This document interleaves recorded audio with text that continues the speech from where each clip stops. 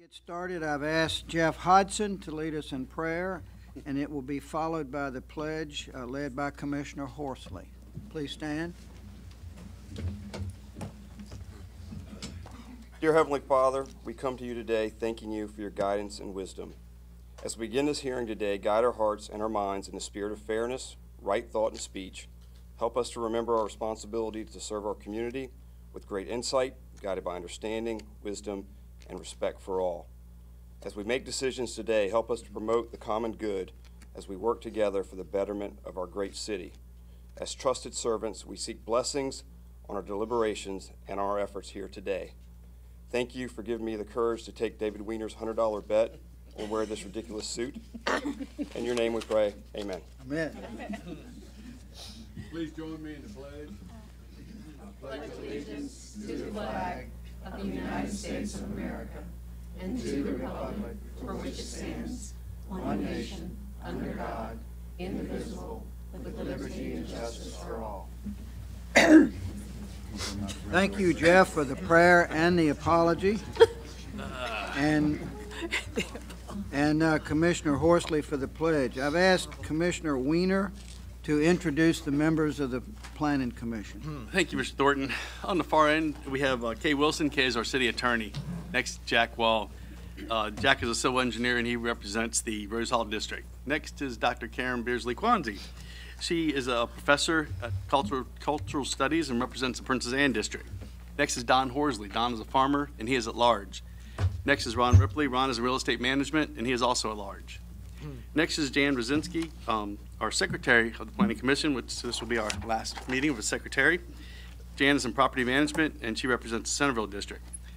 Next is Bob Thornton. Bob is in commercial real estate. He is the chairman of the Planning Commission, and he represents the Lynn District. Next is Dee Oliver. Dee is a funeral director, and she is at large, and she is the vice chairman of the Planning Commission. Next is Jeff Hodson. I have no words except for I'm broke. Jeff is in real estate management, and he represents the Beast District. Sitting at the empty seat here is Mike Inman. Mike is an attorney, and he's not here right now, but he'll be here shortly, and he is at large.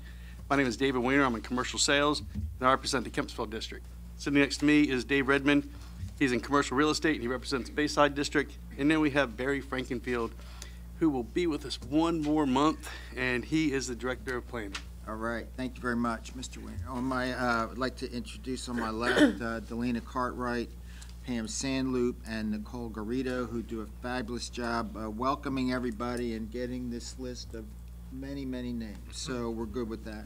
On the planning bench, I have Carolyn Smith, Bill Lanford, Tori Rice in the back row is our city attorney, Robert Davis, Marshall Coleman, and Jonathan Sanders. And I have to call them out. Behind them is George Alcarez, our newest planning commissioner starting in January. So welcome, George.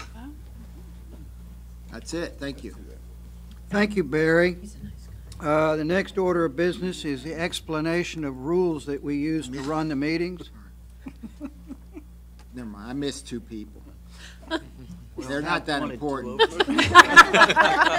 Our zoning administrator and which I can't remember his name right now, and Jimmy McNamara, Kevin Kemp, and Jimmy. That's why I missed you. I apologize. We're falling apart today. We better get this together. Barry told me in the meeting, he said, "You know why you don't give a drunk a cup of coffee?" I said, "Why?" He said, "You don't want a wide-awake drunk." And so I'm not sure why he told me that joke. Anyway, sorry for the lack of intro for Kevin and Jimmy. But anyway, I've asked Jan Rosinski to read the rules that we use to run our meetings. Now we got to get serious. Got to get serious. Thank you, Chairman Thornton. The Virginia Beach Planning Commission takes pride in being fair and courteous to all parties in attendance. It is important that all understand how the Commission normally conducts its meetings. It is equally important that everyone treat each other and the members of this Commission with respect and civility. The Commission requests that if you have a cell phone, to please silence it or turn it off at this time. This is an abbreviated explanation of the rules. A complete set of the rules is found in the front of the Planning Commission agenda. Following is the order of business for this public hearing. Withdrawals and deferrals. The chairman will ask if there's a request for anything to be withdrawn or deferred on the agenda. Consideration of these requests will be made first. Consent agenda. The second order of business is the consideration of the consent agenda, which are those items in which the Planning Commission believes are unopposed and have favorable staff recommendation. Regular agenda. The Commission will then proceed with the remaining items on the agenda. Please note that action taken by the Commission today are in the form of a recommendation to the Virginia Beach City Council. The final decision for approval or denial of any application is made by City Council. The Commission thanks you for your attendance. We hope that your experience here today leaves you feeling that you have been heard and treated fairly. Thank you. Thank you, Jan. I wanted to make I've got two announcements to make, and then Vice Chair Oliver said she had an announcement to make. The other night, we had our annual get-together with the staff. The Planning Commission takes the staff to a Christmas dinner, a holiday dinner, and I failed to mention there, but I'm glad I did because I'd rather do it publicly. On behalf of the Planning Commission, to thank the staff, Barry, and your folks for the great job you've done this year. It's an unbelievable experience to work with you guys because you do such a good job of working with the public and a good job of working with us. You're in the middle, and we see it in the work that we get, and we hear it all the time from people who make applications to the Planning Commission. So I personally want to thank you on behalf of my Planning Commission members. The second order of business for me is I want to call on the chairman or the vice chairman of the nominating committee to give the recommendations for next year's leadership of the Planning Commission. The nominating committee has duly met, and that's consisted of Don Horsley and myself.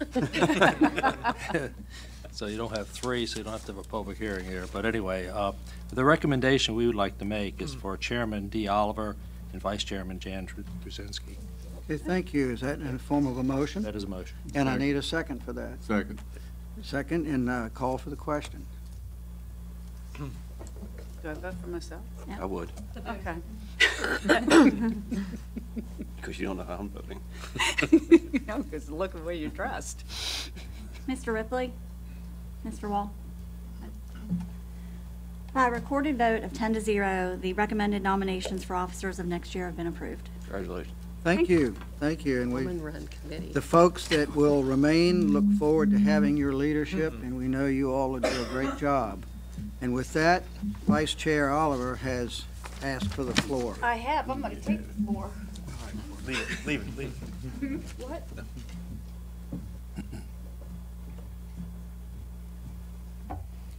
So, I just, thank you. So I have a little presentation to make to my, look. Do I get 3 minutes? State your name for the record. That would be D. Oliver. And I just want to thank our outgoing planning commissioners, our chair, and Bob Thornton and Karen Bosny, and then my sidekick, Jeff Hodson, for being with us all this time. They've been a great asset to the Planning Commission and to our city, without a doubt. And I learned a lot from them, and they've led us very well where we are. And I just really, it has been such a pleasure and a privilege to serve with them and sit up here with them. I just can't thank all three of them enough. And so with that, we have a little presentation for you all. So, look how nice these are. So with that, let's have our chair come down. And then, so Bob's done a fabulous job leading us the last couple of years and keeping us straight. And I just want to present this to you. Yeah, thank you.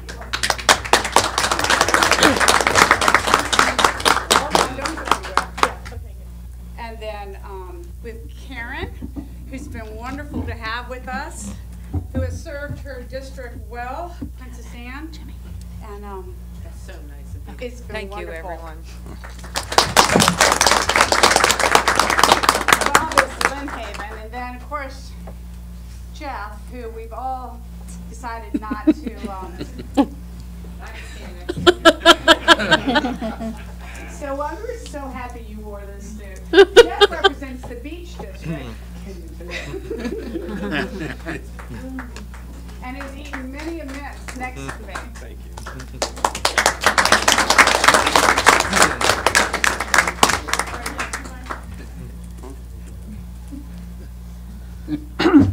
There's so much glare from that suit.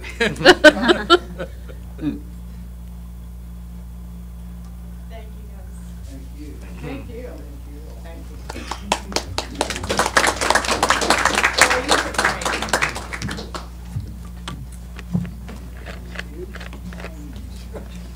Instructions.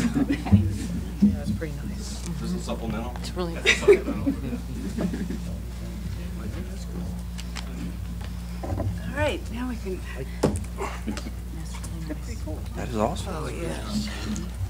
Thank you for that. On behalf of my other two commissioners, we certainly thank you for that. And we, speaking for myself, it's been a fast 8 years. Jeff and I came on together 8 years ago, and it's like the fastest 8 years of my life. And Karen's been here for 4 years, so I can speak for, I think, all of us. It's been a real honor to serve the city. And back to the staff, you guys are the greatest. You know, to be able to come up here and see the kind of work you do and let us present it and vet it and deal with the public. It's just a really seamless effort on your part. Anybody else have anything they want to add before we get into the real business? Okay, with that, I'd just like to say thank you. I don't want to say the exact same you did, but thank you, everybody. I know it has everything to do with Barry's great leadership as to why you guys are so good, but you guys really are. You make our job so easy, so thank you very much. And I'd like to thank all my commissioners. I'll say the same thing. I'd like to thank all the commissioners, and I'd like to thank staff. I'm pretty sure I put you to task, so I cannot thank you enough for late nights, early mornings, texts. You guys were great, and I learned so much from you, and really enjoyed working with all of you. Thank you. thank you. Well, on with the business. The next order of business is those items that are to be deferred. It's been brought to my attention that item number D1, which is an ordinance from the City of Virginia Beach, has requested, the staff has requested a deferral. Is there anyone here that's opposed to this being on the deferral agenda? Hearing no objections, I'd like a motion for this, please. I'll make a motion to defer item D1. And a second? Second by Mr. Redmond. Vote is open.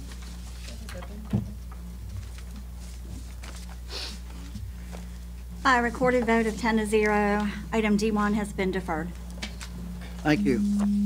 The next order of business we'll address are those items that have been placed on the consent agenda. The vice chair will handle this portion of the agenda. Thank you, Mr. Chairman. This afternoon, we have 6 items on the consent agenda. The first matter is item number 1, and this is an application for a modification of conditions, religious use, on property located at 809 South Military Highway in the Kempsville District. Is there a representative for this application? Hi, how do you do? Would you please state your name for the record? Yes, I'm Leo Bevon. I represent the Unitarian Church of Norfolk, which is now called Coastal Virginia Unitarian Universalist. Wonderful. Are the conditions set forth in the application good with you? Yes. Okay, great. Thank you very much. Is there any opposition to this matter being placed on the consent agenda? Hearing none, the chairman has asked Commissioner Weiner to read this into the record, please. Thank you, Mrs. Oliver. This is a modification of conditions for religious use. On January 5th, 2016, City Council approved a conditional use permit for religious use on this property. The church relocated from Norfolk to Virginia Beach to the 9.5-acre site to accommodate the church's projected growth. The applicant is requesting modifications of Condition 4, which states any signs that are illuminated must use external source of light. The church proposes to use both an internal and external lighting source to illuminate the proposed freestanding sign. With that stated purpose to ensure the sign is visible from the roadway at night. We recommend approval and put it on the consent agenda. Oh, you. Oh, I'm sorry. Yeah, Good. I wanted to make a comment on this application before it leaves the screen up there. This building was built in 1959. It was built by Tidewater Construction Company, and at the time it was a state-of-the-art facility. It was so far out into Princess Anne County that it had no water and no sewer. And I have no involvement in it today, but I was actually the broker that sold this property to the church. And they have gone in and spent millions of dollars rehabbing this facility. And it's just, when I was trying to find somebody to buy it, I hated to see it torn down. It's got a slate roof, copper gutters. It was just a magnificent structure. And I want to publicly commend them for what they've done. I've actually been in it since you've opened. And it's just, when you drive by it, it's just an elegant, stately building. And I'm so thankful that you all were able to save it, because we had several people that wanted to tear it down, and it would have been a real shame to tear down such a beautiful building. So thank you for your work. And I can vote on it because I have no financial involvement today. So thank you. The next matter is agenda item number 4. And this is an application for a conditional use permit, a home occupation on property located at 5720 Attica Avenue in the Bayside District. Is there a representative for this application? If you'll state your name for the record, please, sir. It's David Arillo. And are the conditions acceptable to you? Yes. Okay, thank you very much. Is there any opposition to this matter being placed on the consent agenda today? Hearing none, the chairman has asked Commissioner Redmond to read this into the record, please. Thank you. Mr. Chairman, the applicant is requesting a conditional use permit for a home occupation for craft sales for the purpose of producing wooden signs within an existing detached garage. It is not to be a retail site. No customers will come to the site to purchase products, as all of the signs that he sells will be sold at craft markets and similar venues. The typical hours of operation in that shop will be around 9 to 5 p.m., Monday through Friday. There are no employees proposed for the operation. As a result, in staff's opinion, the applicant's application is appropriate. No significant traffic will be generated with the request, and the Planning Commission is concurred by consent. Thank you. Thank you, Commissioner Redmond. The next matter is agenda item number 6, and this is an application for conditional rezoning R10 residential to conditional I1 light industrial and R10 residential, and a conditional use permit bulk storage yard on property located at 311 South Bird Neck Road. Is there a representative for this application? Thank you, Madam Vice Chair. For the record, Eddie Burdon, Virginia Beach attorney representing Mr. Azevedo. All the 15 conditions are acceptable. We do not object, although I understand Mr. Ripley's concern about the public. This is a landscaping company. There should be no public members going to the property. So I don't disagree with the thought, but we have no problem with that condition. We also have no problem with a condition that it be administratively reviewed after 5 years. I think I heard Commissioner, former Chairman Hodgson recommend. We're fine with that. Appreciate all the work that staff has done, Mr. McNamara particularly, and this has been a process. I could give you all the history of this property, but you don't want to hear that today. You got enough to listen to. So appreciate being on the consent agenda. Do you know where these came from? It says Tropical Smoothie Cafe on the thing.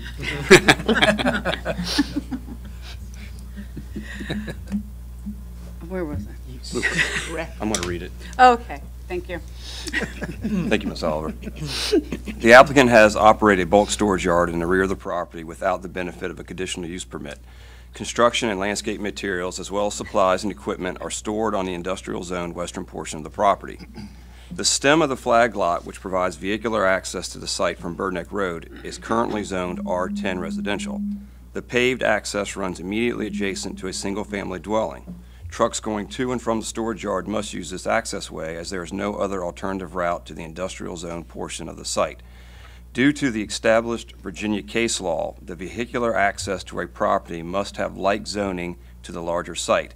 As such, the applicant has submitted a request to rezone the 15-foot wide access way from R10 residential to conditional I-1 light industrial, leaving the remainder of the R10 portion of the property residentially zoned. The access also provides ingress and egress from Bird Neck Road to the adjacent property.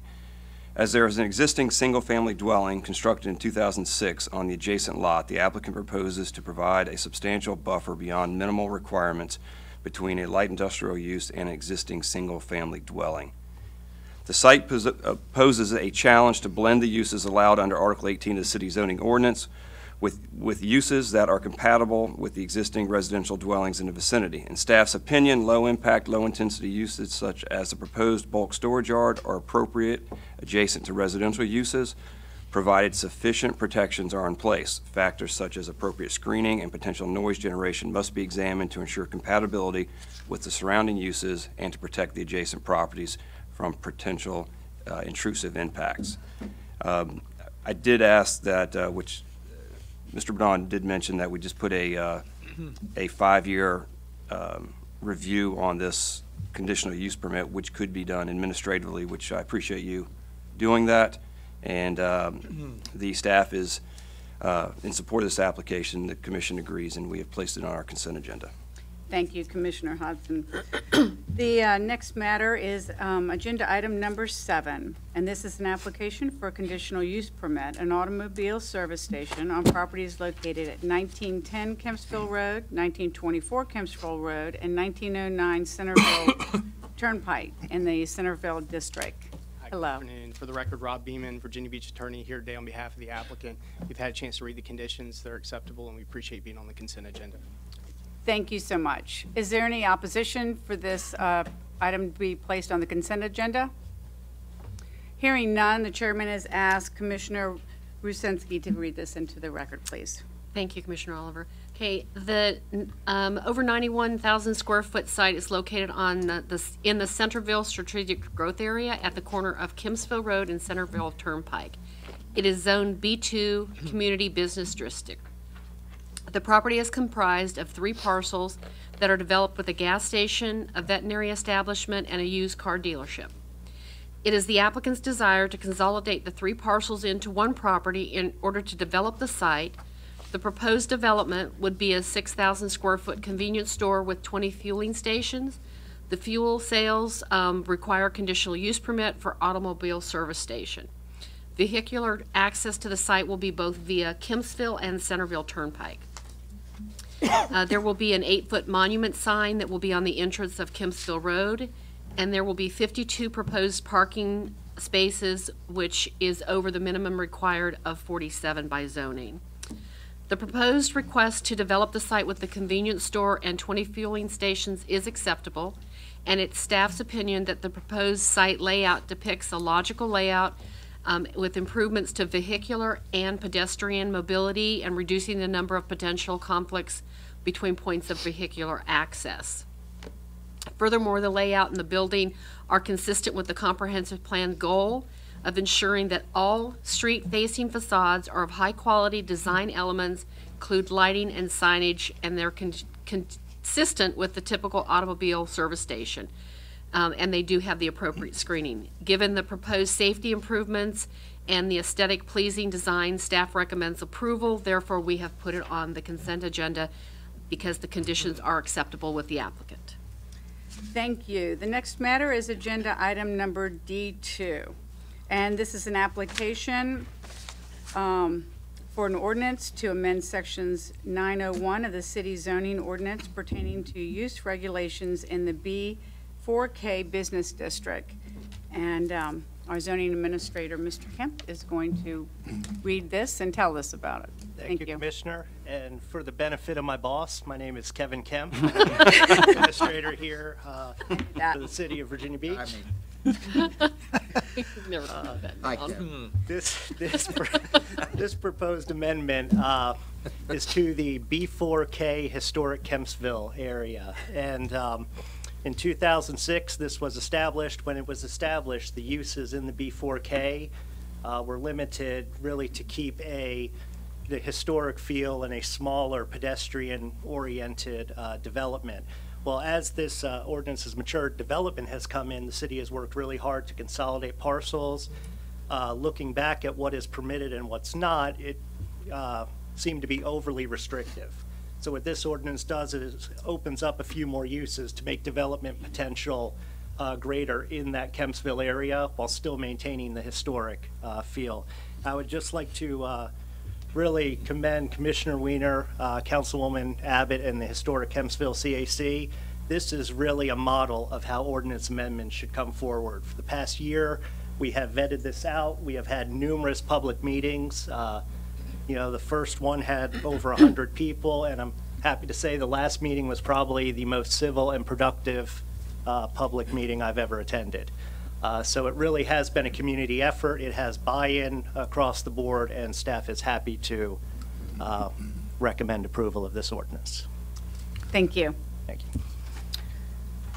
The next matter is agenda item D4, and this is an application for a subdivision variance, section 4.1 of the subdivision regulations on property located at 524 25th Street and located in the Beach District. Is there a representative?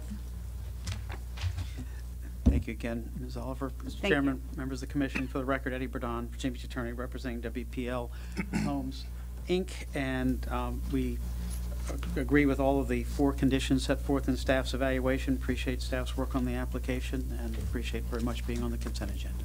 Thank you. Thank you all. Is there any opposition to this application being placed on the consent agenda? Hearing none, the chairman has asked Commissioner Hodson to read this into the record, please. Thank you, Ms. Oliver. The applicant desires to re-subdivide the property and create 2 parcels with an east to west orientation. One parcel will contain the existing single-family dwelling, and the other lot will contain 2 new single-family dwellings. Proposed Lot 22A, where the existing home is located, will be accessed along 25th Street and will meet all dimensional requirements of the zoning ordinance. Proposed Lot 24A, fronting 24th and a half Street alley rather than a public street as required, will have the 2 new single-family dwellings. The Old Beach Overlay District permits the construction of 2 single-family dwellings, a principal and an auxiliary dwelling, on 1 lot on property zoned A12 Apartment District, provided that the lot is located along a standard public street. As a lot with the 2 dwellings will be along a substandard width alley, a subdivision variance is requested. This request is similar to a subdivision variance for an application that was located, I believe, adjacent just to the east of this property. And let me scroll on down here. As this proposal meets the intent of the Old Beach guidelines, staff recommends approval. The Planning Commission is in agreement, and we placed it on our consent agenda. Thank you. Mr. Chairman, that was the last item on the consent agenda, and I would like to move to approve consent agenda items number 1, 4, 6, 7, D2, and D4 be approved.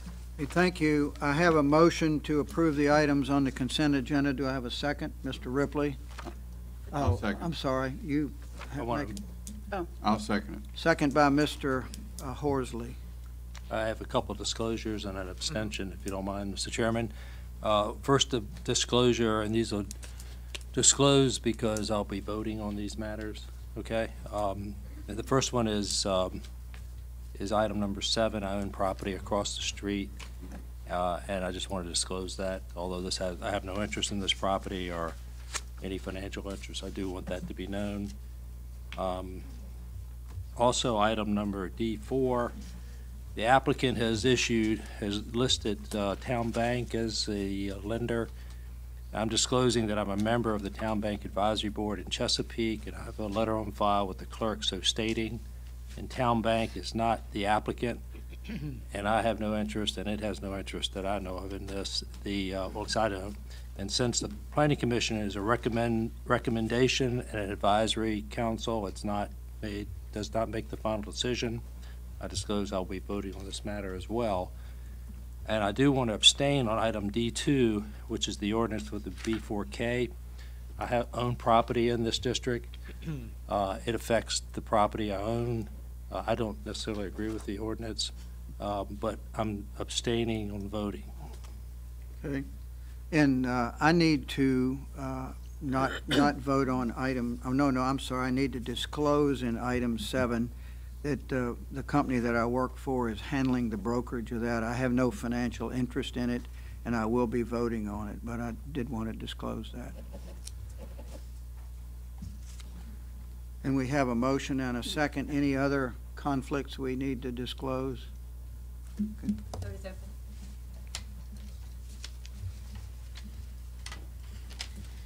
By a vote of 10-0, items 1, 4, 6, 7, D2, and D4 have been approved by consent, with Commissioner Ripley abstaining from item D2. Thank you. I would like to thank the applicants who have had a matter on the consent agenda on today's hearings. These items will be placed on the City Council agenda, and you'll be notified accordingly. Thank you for coming. The next order of business are the remaining matters on our agenda. These are items we call items that have to be heard. Would the Secretary please call the first item, which I think is item number 2?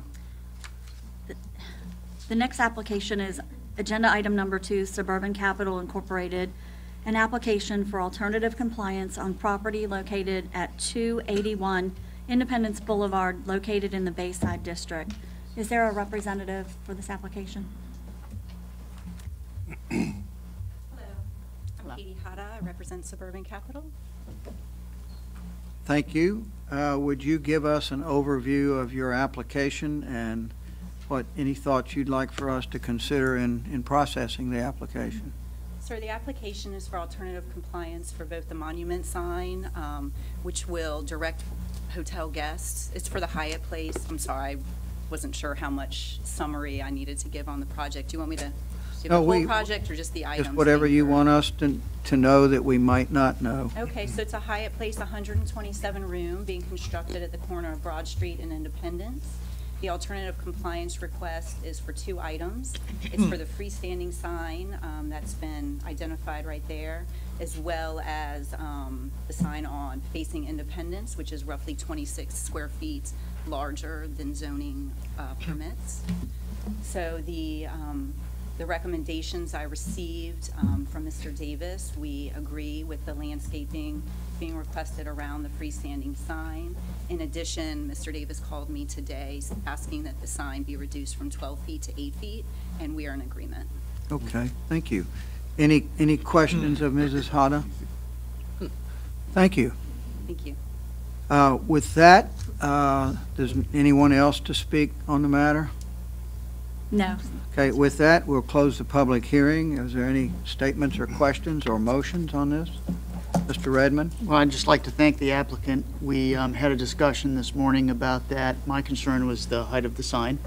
I think it is certainly appropriate to some extent in terms of the directional nature for which it's intended, but it's not a normal suburban site. It's an urban site, and we want to try and stick as closely as we can to the important things that make the central business district what it is. It was largely my concern that caused the staff to inquire with her, and so I appreciate you doing that. Thank you for that. Unless anybody else has any comments, I'd be prepared to make a motion. Okay, please, go ahead. Mr. Chairman, I move that we approve agenda item number 2 with the change that the height be reduced from, I think it was 12.5 feet to 8 feet. Yes, sir. A second for that? Mr. Wall is the second.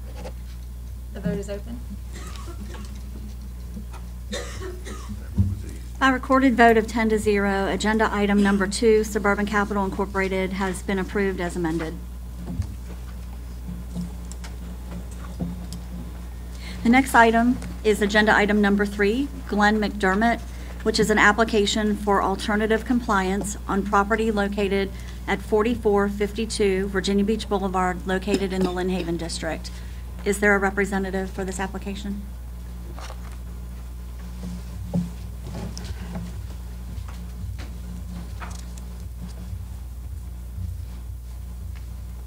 Good Dr. Glenn McDermott. Applying for a freestanding sign in front of my property. I'm the owner of the Diamonds Direct building on Virginia Beach Boulevard. And basically, we've had a significant problem, not for the Diamonds Direct part, but the two other suites really have no visibility from the boulevard whatsoever to see them. And so applying for whatever the variance is. Okay. Any questions for Dr. McDermott?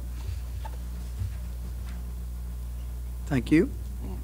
Is there, oh, I'm sorry. We have one speaker, Eddie Bourdon.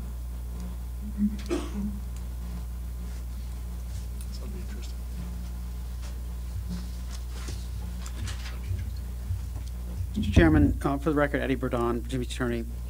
I represent the owner of the property due east of this, who has no objection whatsoever to Mr. McDermott getting a sign. But I want to make sure, because he contacted me, and I listened to the discussion you all had this morning, which I thought was, I thought a lot of it made a great deal of sense. But what his concern is that, be very clear, and Mr. Chairman, you asked a question in the informal that if it were true, I wouldn't be standing here.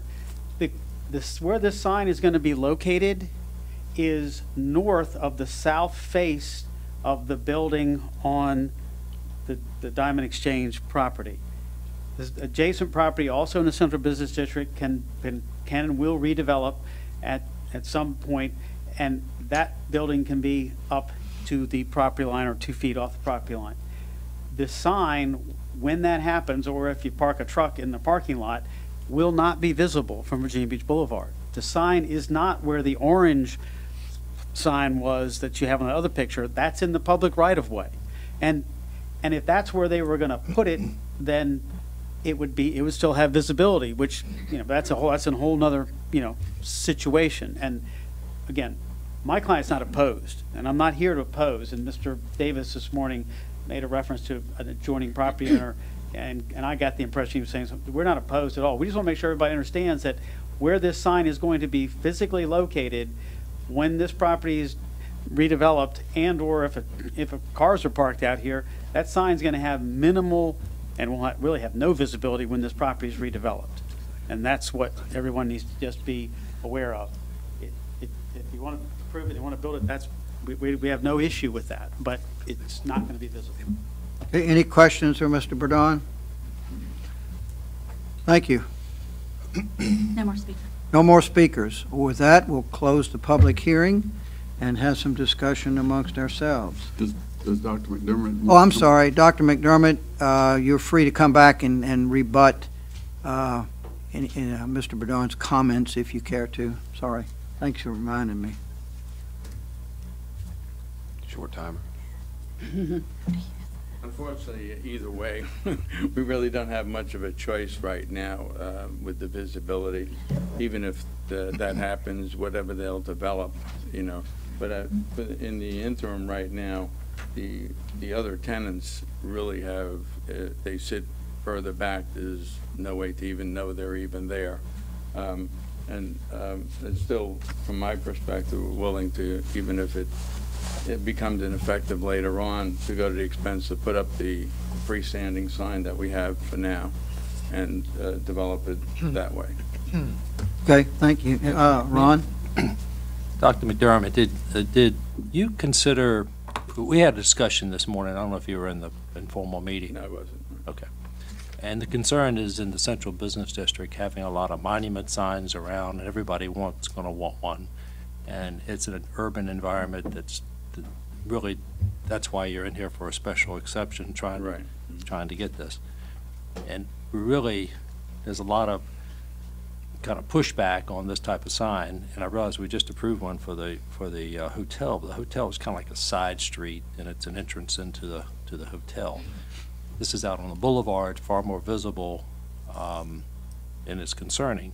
Did you consider hanging a sign off the building? I think I think that's something you can do. I may be wrong. I'm certainly not a sign expert, but did you consider that as opposed to putting it down on the monument? which would be more of an urban type of sign that would list your. You're talking about over the future renters, or? No, off the front of your building, maybe where it hangs out, so that you can see it from traffic flowing from either direction, versus down on the ground as a monument sign, which is a traditional shopping center type sign you're asking for. Well, no, I didn't consider, I didn't even know you could do that, and I would probably get some significant flack from Diamonds Direct, who's really particular about their signage that's there. Our our problem was with this building, when it used to be the old IHOP. Right. And at least I'm sure you guys appreciated the structure I put up, replacing the old IHOP, which was kind of an eyesore. We got locked into moving this building because there was an easement right through our parking lot.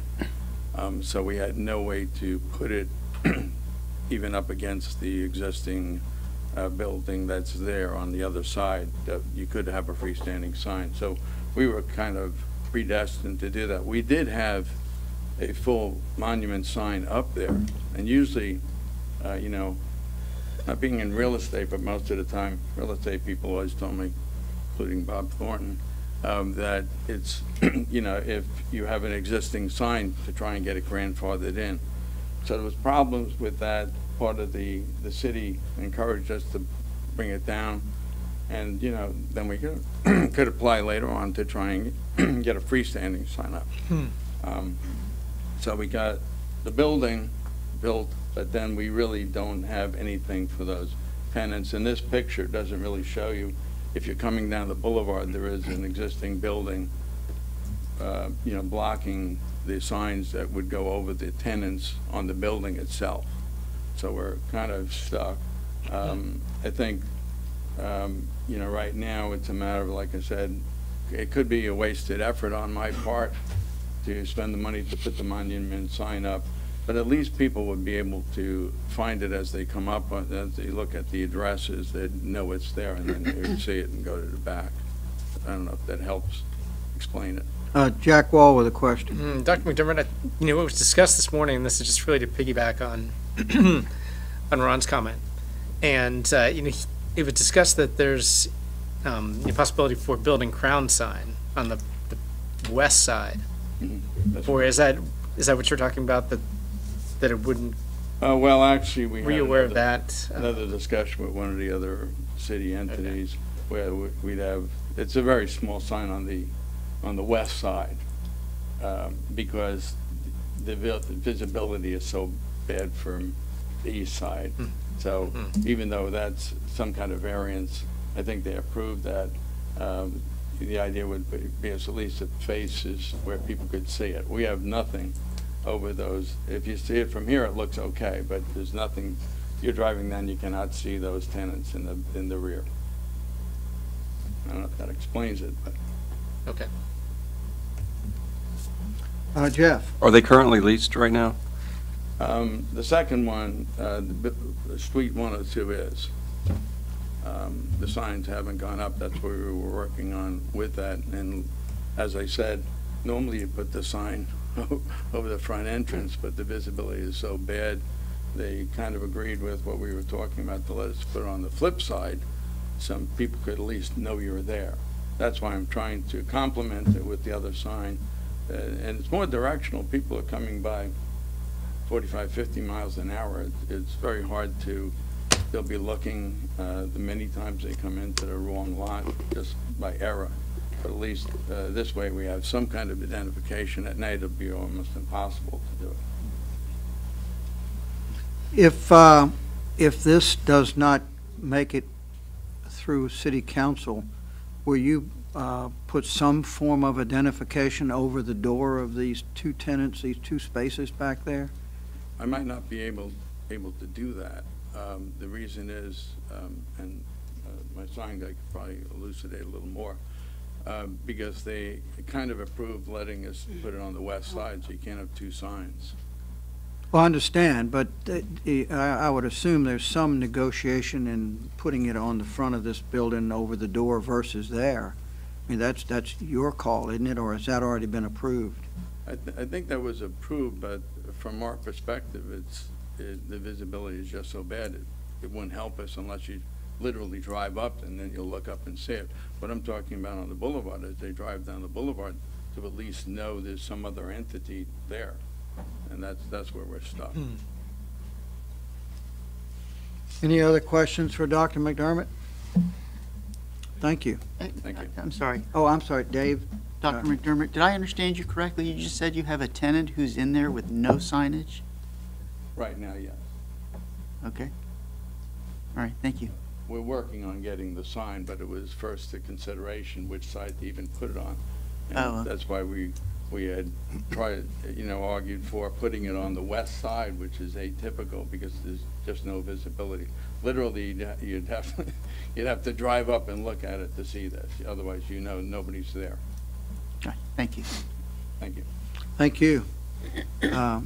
No other speakers? No, sir. Okay, with that, we'll close the public hearing and open it up for discussion. Ron? Could I ask Kent something? Tell us about the signs that he can and cannot do with this building. Can he have an identification, a company over top of the door that leads into these two tenants' spaces? The code permits for one building sign per unit leased. Okay. So, in this case, he has chosen to put that one sign on the back. Now, he could get a second sign, however, it would need to come forward to you through alternative compliance. So, what does the sign say that's on the back? It just identifies the building, or does it identify the it's not there now. It's going to identify the tenant who leased that space. So it'll be on the back side of the unit. But he has two rental spaces. So you can only have one sign? No, each rental space is allowed one sign, whether it goes on the front or the rear. So you're talking about one that goes on the back, and you could have one on one of the tenants on the front. That's what you're saying? Correct. Yes. Odd. Dave? Can you define back for me? I mean, I'm interpreting that as the back of the building. Okay. That is to say, there's a front face towards Virginia Beach Boulevard. Are you talking about the back of the building that faces the old Volcano Sushi space? I am talking about the west face of the building. West side of the building. If you're looking at the building from Virginia Beach, it would be the left side. It's just the rear of the leasable units. It's the back of the unit is what you're saying? Yes. Back of the building, okay. all right. Correct. So I have a question for you. If he chose to put a sign over each one of those leased spaces on the east face of the building, but he could not have a same sign on the west side of the building. Is it reasonable to assume that would be his call as to where to put that sign? Yeah. Over the door or over the back, but not one of each? Absolutely. The code just requires that the sign be on a portion of the building that tenant occupies. Okay, so if he and the tenant choose to put a sign over the door of the space beyond Diamonds Direct, that would count as the sign over that space? That is correct. Okay. So there's the fact that there's been discussion about putting them on the west wall doesn't preclude moving it to the east wall? No. Okay. It's their choice. Okay. Any other comments? See, I would prefer him to do that. I would prefer to have a sign identifying the tenant, whatever the tenant company is, over those doors, and not have the monument sign. I think that's a more appropriate way to handle this particular district. Because I just, again, there's you've got Cheesecake Factory, you got other people, they want monument signs. It becomes, could be difficult to work with. I understand his concern, and he wants to get it rented, and I understand that very much. But I think a sign over the door would be the appropriate way to handle this, I think. Now, one further question. If we were to agree with this, would that preclude the signs over the door of each one of those rental units?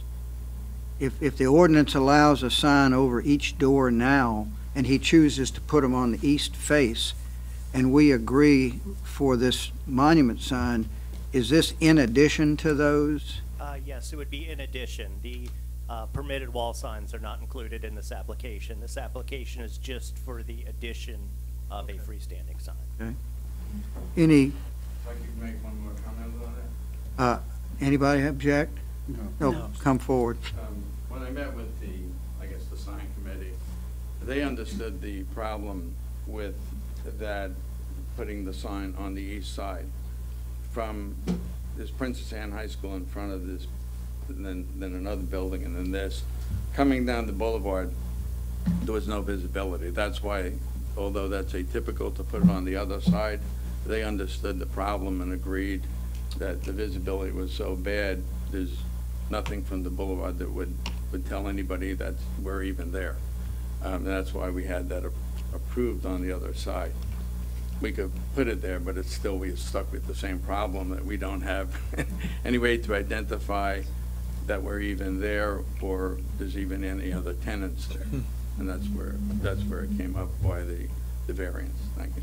Thank you. Anybody else want to say anything? I want to make a comment or two before we ask for a motion. I fully understand what he is asking for, because in the world of retail leasing, accessibility and visibility are the two things that make it work. And he has reasonably good accessibility, but he's got pretty bad visibility back there. And if in fact the next door neighbor does build something, it's going to block it even more. And my personal thoughts are that while this might not exactly fit the Pembroke area concept of urban shopping, from this property going eastbound, it's you know, it's kind of congested in there, and I personally don't think one more small monument sign is going to ruin the nature of the Pembroke area. So I'm in favor of this. I don't know whether we could put a time limit on it and make it be taken down in 3 or 4 years. I don't know that that would accomplish anything, but I would like to support this application, because I think he has done an outstanding job of building a very attractive building there. And if this were a 12-foot sign or something like we saw on the Hilton project, I'd have some real heartburn about it. But this is in the Lynn Haven district, so it's my area, so I'd like to ask you all to give serious thought to approving this. And with that, may I have a motion? I was going to make an alternative motion from the one that you just described. Okay. But I'd like to make my own comment. I do disagree with that.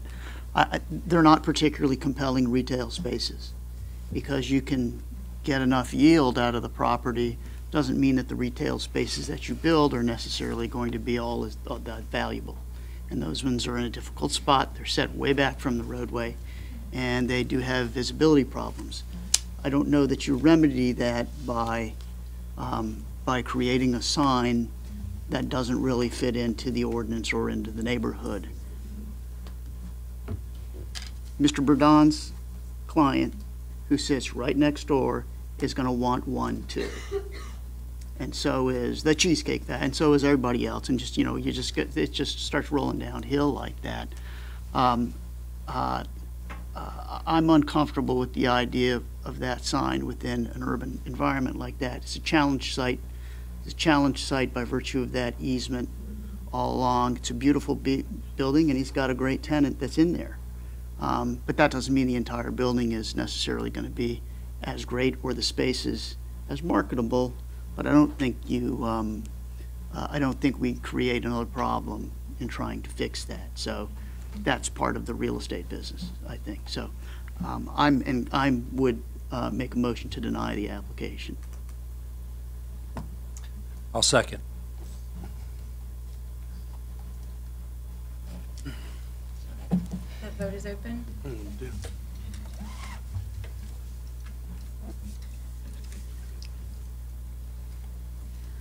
By a vote of 9-1, agenda item number 3 has been denied.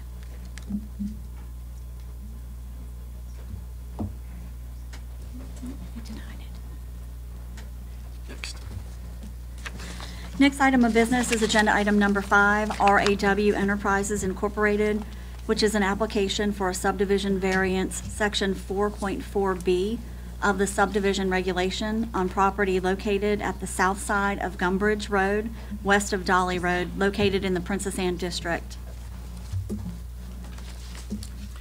Chairman, members of the commission, for the record, Eddie Burdon, Virginia Beach Attorney, representing the applicant. I will be brief as this matter was on the consent agenda. Mr. McNamara, in his write-up and in his description this morning, I think did a very thorough job.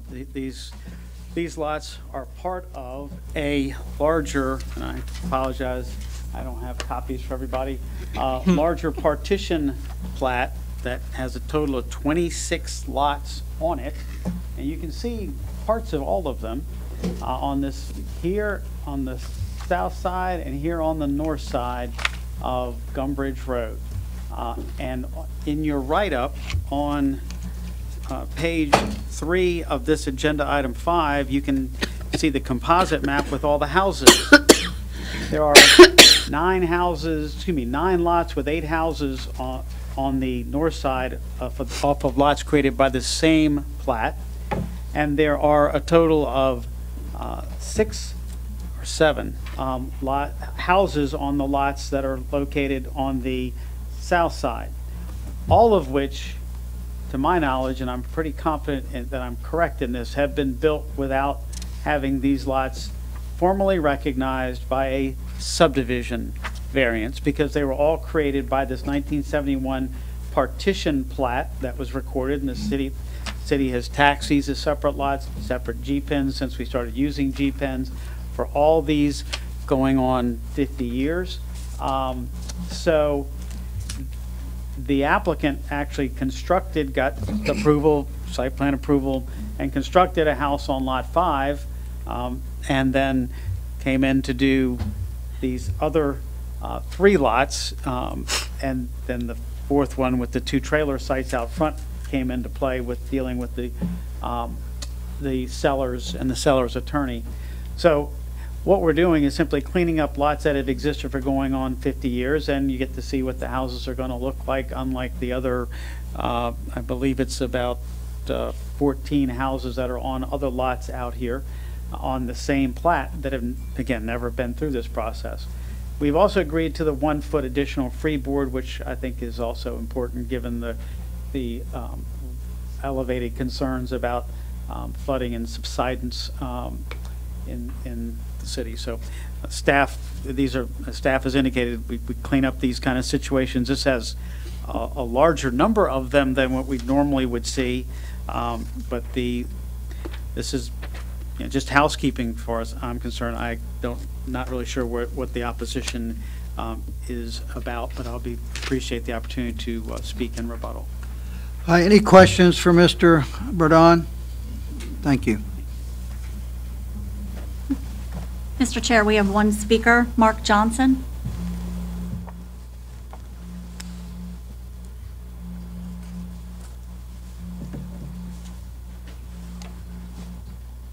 Hello again. Welcome. Thank you. And name for the record. Mark Johnson. Thank you. I live on, I have a small farm on Ship's Cabin, which is east of this particular development. And, normally I wouldn't be opposed to something like this, but as I stood here last month and we came up against the Harvest Farms thing, there was a lot of talk about, the flooding, the science that hasn't been reported yet, the things that we're waiting on, and you guys actually coached the applicant to pull his application until such science is available. So what I'm looking at is Gumbridge and Dolly are extremely low. I drove down the road yesterday, and those fields that this plat is, or these plats are slated for, we're still holding water. The ditches on Gumbridge and Dolly are full of water, and Back Bay's dry. The water's gone. So there is the issue of that City Council was running on this whole time about cleaning the ditches, storm drains, updating the thing. So my fear is that even though this is not on the scale of what Harvest Farms is, it's still in its minuteness. These developers building 3, 4, 5, 6 homes are going to kind of like create dots in the southern watershed. And the southern watershed, one of these days, is going to need, with the flooding and the dewberry that we saw coming in, somebody's going to try to push it to be sewers and water, which would be the end of the southern way of life that we all know. So I would caution, given the sensitivity of the matter now, that we don't know what we don't know about flooding, that things like this be put aside until we do have the science. 3-foot elevation above flood, according to Dewberry, what we saw in the CTAC presentation, is going to show that that's not going to be enough. My farm on Ship's Cabin is 3 feet above flood, and these last 2 floods of last season came right up to the steps. And eventually that's going to be to the west of Princess Anne Road. So I'm asking planning staff, and when considering these things in the future, to look really hard at what's going on. These are 5 more septic systems, 5 more wells, capable, when flooded by Back Bay, could contribute more to the biologic problem that we're having, and the southern watershed can't handle it. So I'm kind of like the proponent for save the environment, stop Back Bay, West Neck Creek, North Landing River, and Currituck Sound from being Virginia Beach's toilet. Thanks. Thank you. Any questions of the speaker? He left, but we can call him back. Thank you. No more speakers. No more speakers. Mr. Burdon? Frankly, I never thought I'd see existing lots that are going on, well, 40-some years in existence, been taxed, and 14 of them with houses on it, none of which had the subdivision variances that this body has routinely granted for good reason. This is not new development. These are not new lots, and there's no evidence that any dwellings in this area, if they're built with a 3-foot freeboard above flood elevation, have ever had any water in them. I just, I understand the concern. If we were talking about creating new lots, this wouldn't be here. And we don't allow new lots down here without a use permit, which is a whole nother story.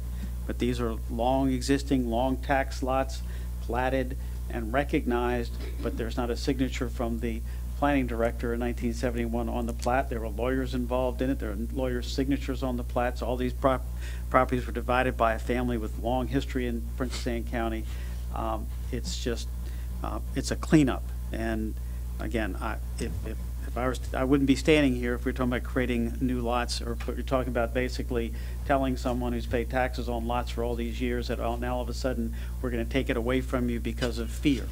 And I think we need to be more reasonable than that, and all the conditions that are recommended are acceptable to the applicant. In fact, one of these has a house on it on top of that. So we're going to tell them, hey, guess what? You have a house you can't sell. So appreciate your consideration while I'm thinking about it. Hope everybody has a wonderful holiday. Chairman Thornton, former Chairman Hodgson, Commissioner Quasney, the city of Virginia Beach is blessed to have people of your caliber who are willing to commit the amount of time and energy that it takes to do this job as thoroughly as all of you do it. And having sat through multiple briefings about short-term rentals, you guys are, saints. Thank you for all your service. Thank you, Mr. Brown. With that, and no more speakers, right, we'll close the public hearing and start dialogue amongst ourselves. Mr. Chairman, I might interject that this is what I call a housekeeping thing that years and years ago, lots were platted, and it may not have been done exactly right, but we have rectified that as they come for development. And like Mr. Burdon said, these people have been paying taxes on these as residential lots for all these years, and so I don't have a problem with this. I think that we've gone from 7 potential dwellings to 5, and I think that helps the situation some. So I don't have a problem with cleaning up this application, and I move for approval. We have a motion for approval. Can Is I there a say second? Bob? Say again? Can I say something? Absolutely. So I think the complexity of the cleanup, this kind of complex cleanup is going to be something that we see more of. And I think that Mr. Johnson's concerns are likely to come in front of us again and again as we talk about building in the southern area of the city. And so I hope that they are listened to with all due seriousness that they deserve in relation to some of the issues he mentions, flooding, for instance, and the quality of water quality in Back Bay, and how we develop going forward in relation to some of the studies we don't yet have. That being said, cleanups like this, when somebody's been paying taxes on land and we're able to bring down the density and allow them to go ahead and build in the way that they wanted, and it isn't a rezoning, I would second the motion. Okay, we have a motion and a second. Vote is open.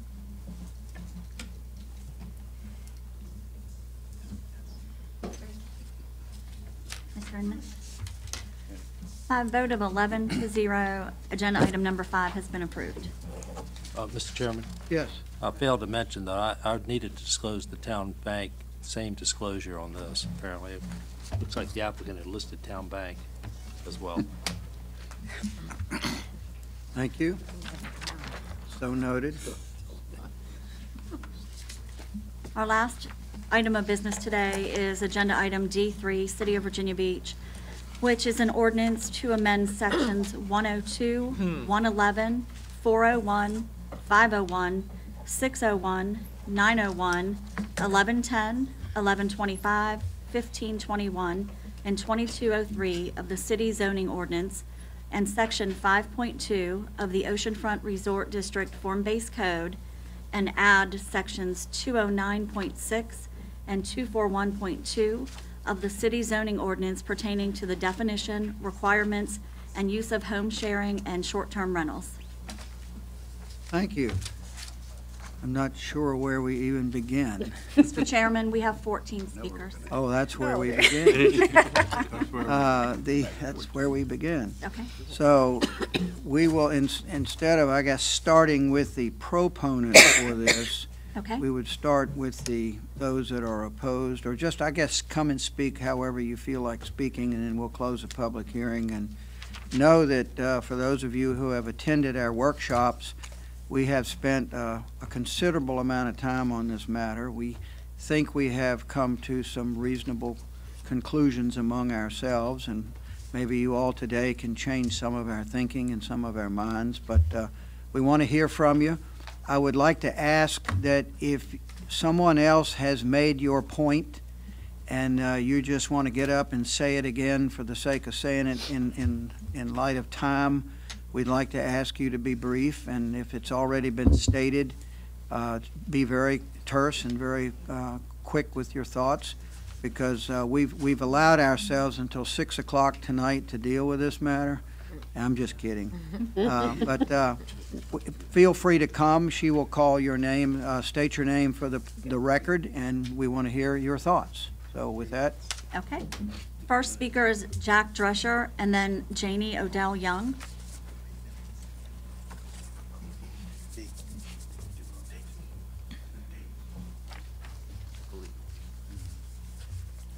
Welcome. Good afternoon. I'm Jack Drescher. I represent the North Virginia Beach Civic League. And as I told you the last time we were together, I also chaired the ad hoc committee studying short-term rentals. On behalf of the Civic League, we support the proposed ordinance as is. We think that that strikes the proper balance between property right advocacy and also those who want to preserve our residential characters of our neighborhoods. That having been said, and being aware somewhat of what has taken place in your workshop, I understand that there are concerns over occupancy and also the number of rental contracts per week. Recall, if you will, that the Civic League and I personally, as the chairman of the committee, support the one rental contract for a 7-day period. Now, we know that there will be those who argue to the contrary, that one more contract per week will not make a difference. We tend to disagree. We think that by having more than one per 7-day period, what will end up happening is the residential character in the neighborhood will simply change. There are horror stories that we heard from any number of people who spoke at our committee meetings. And we've had a number of instances at the North End where we saw people basically dealing with revolving doors of tenants coming in and out of the adjacent properties. And so we are in favor of the one rental contract per week. The occupancy issue is a little different. We think that 2 per bedroom plus 4 is sufficient. I understand from the workshop that there was a consideration of 3. We understand that. We do believe that the registration of lodgers with phone numbers and addresses is important. I'm not that familiar right now with the way that the Commissioner of Revenue actually enforces the collection of taxes. I know that there was a software program at one particular point in time that he was utilizing in order to make those collections. But this registry will be sort of a fail-safe to make sure that he is catching everyone that may be renting these properties. So our position very simply is this. We support the ordinance as drafted. We think it accomplishes the desired objective. Thank you, sir. Any questions of Mr. Drescher? Thank you. Janie Odell Young, and then Larry Horvath. Good afternoon. Ditto, Mr. Dresser. Okay. My name is Dell Young. I live up on the bay, and it's an area that could be greatly impacted by what you decide. So I just want to talk to you a bit about that. I think he was elegant in what he said, so I'm not going to go over what he just said. But I just want to tell you that I thought at first short-term rentals weren't a big deal, even though I live in a resort area and I knew that we probably would be impacted. I thought it was a chance to meet some people, some neighbors could make some money and that kind of stuff. Then I started talking to people that have been impacted, and I started looking and making my own observations. I'm sure you've done that too. I'm sure you've been around where there have been some short-term rentals and you've seen what's happened. So I changed my mind. I changed my mind pretty dramatically. I know you've spent a lot of time and effort, as you said, considering all these concerns that people have, and you seem to address them. I'm not sure why you decided to change things, a couple of things that the City Council had decided. I just want to talk about a 4-bedroom home. Most of the homes around me are at least 4 to 5 bedrooms. We'll say a 4-bedroom home. I have a house on each side, a house in the front and the back. So that's 4 immediate neighbors. I'm not talking about at an angle, just 4 immediate neighbors. I'm into numbers.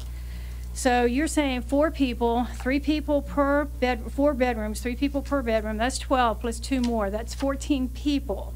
And you're going to allow that twice a week. That's 28 people a week that could potentially be living next to me, immediate neighbors. 28, that's over 100 a month. Now I want you to stop and think, if you live in an area where you could have 100 strangers, and that's just during the nighttime, who knows how many people are going to be there during the daytime. So I want you to stop and think about 100 strangers coming in and around you, you and your family, those people that you know, that you love, that you want to be with these folks coming and going. Imagine, too, that if you wanted to try to sell your home, what it would look like with all these cars, all these people constantly coming and going with what you suggested. This is our 3rd home in a series of homes. It's our lifetime home. It's a home that we expected to be taken out feet first. You know that old adage? We want to be there for the rest of our lives. We spent a lot of time meeting our neighbors, becoming good neighbors, getting involved with the Civic League. These are lifetime friends that we've got. These are folks that we love, that we care about. That's who we want next to us, and I think that's what you people want next to you as well. You don't want this idea of all this constant stream of strangers coming and going. So what we just want to do, I want to also make a point, and that is I know some people have said they can't afford their homes unless they do have short-term rentals. Well, my question is, why am I subsidizing them? Why is it that I should be paying for them to be able to get a home that's more expensive than they can afford? My husband and I saved for years to get the home that we are, and we definitely are in a home that we can afford. So I just want you to think about these things as you start to think about what's going to happen with the short-term rental issue. And thank you for your time. Thank you. Any questions for Mrs. Young? I've got the numbers. Thank you. Larry Horvath, and then Molly Brown.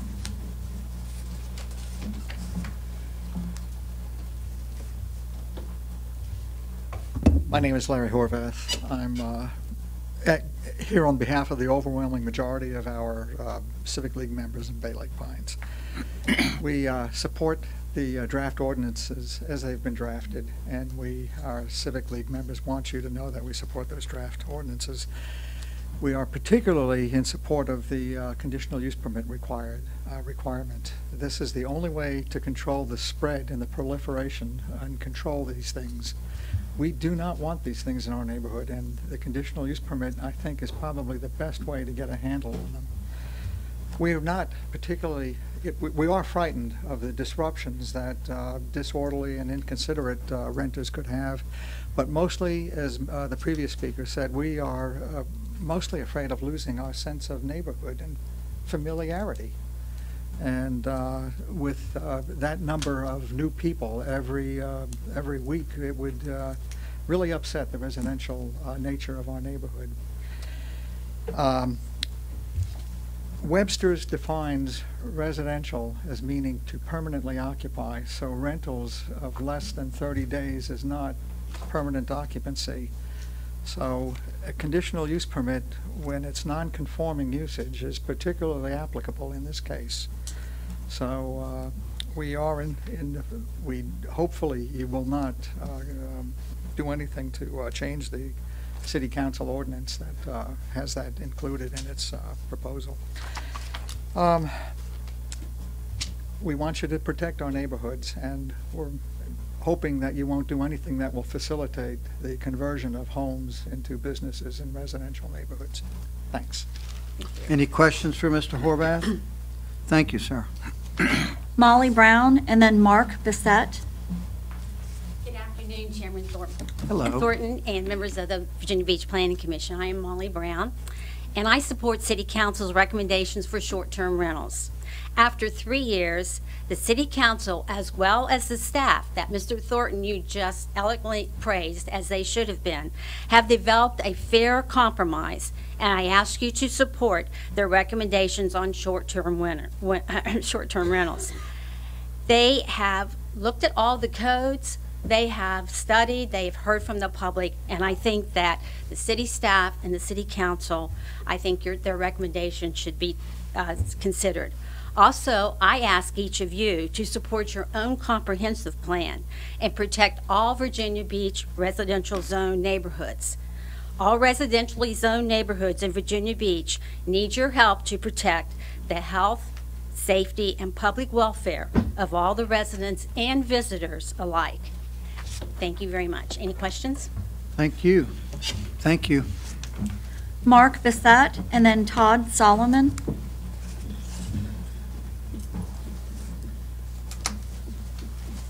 Good afternoon. My name is Mark Bissett, and I am speaking in opposition of a couple of the issues with the new regulation.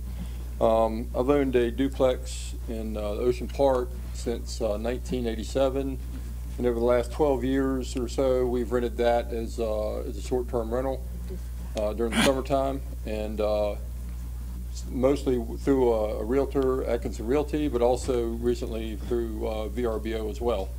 So we've not had any issues as far as problems with neighbors or anything. We have had problems in the past with a long-term rental, but not really any with the short-term rental. So not sure, if there's a difference there. We rent to 1 or 2 tenants a week, and that's pretty much it. It's never above 2, but it's 1 or 2 a week. And we're okay, as far as I'm concerned, I'm okay with 2 people per bedroom plus the 4. I mean, I really don't want any more than that in the house anyway, to be honest with you.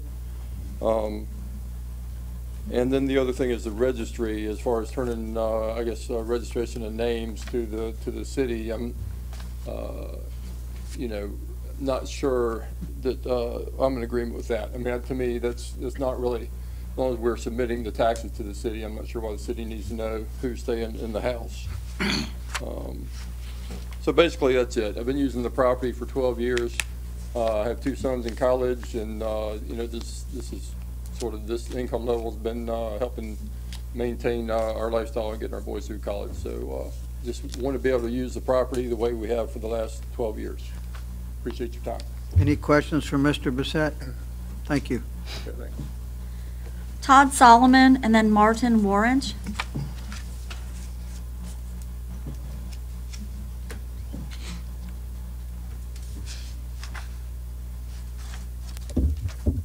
Good Good afternoon. My name is Todd Solomon.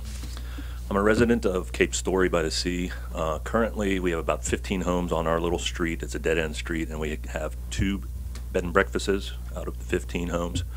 So we're already kind of living with this.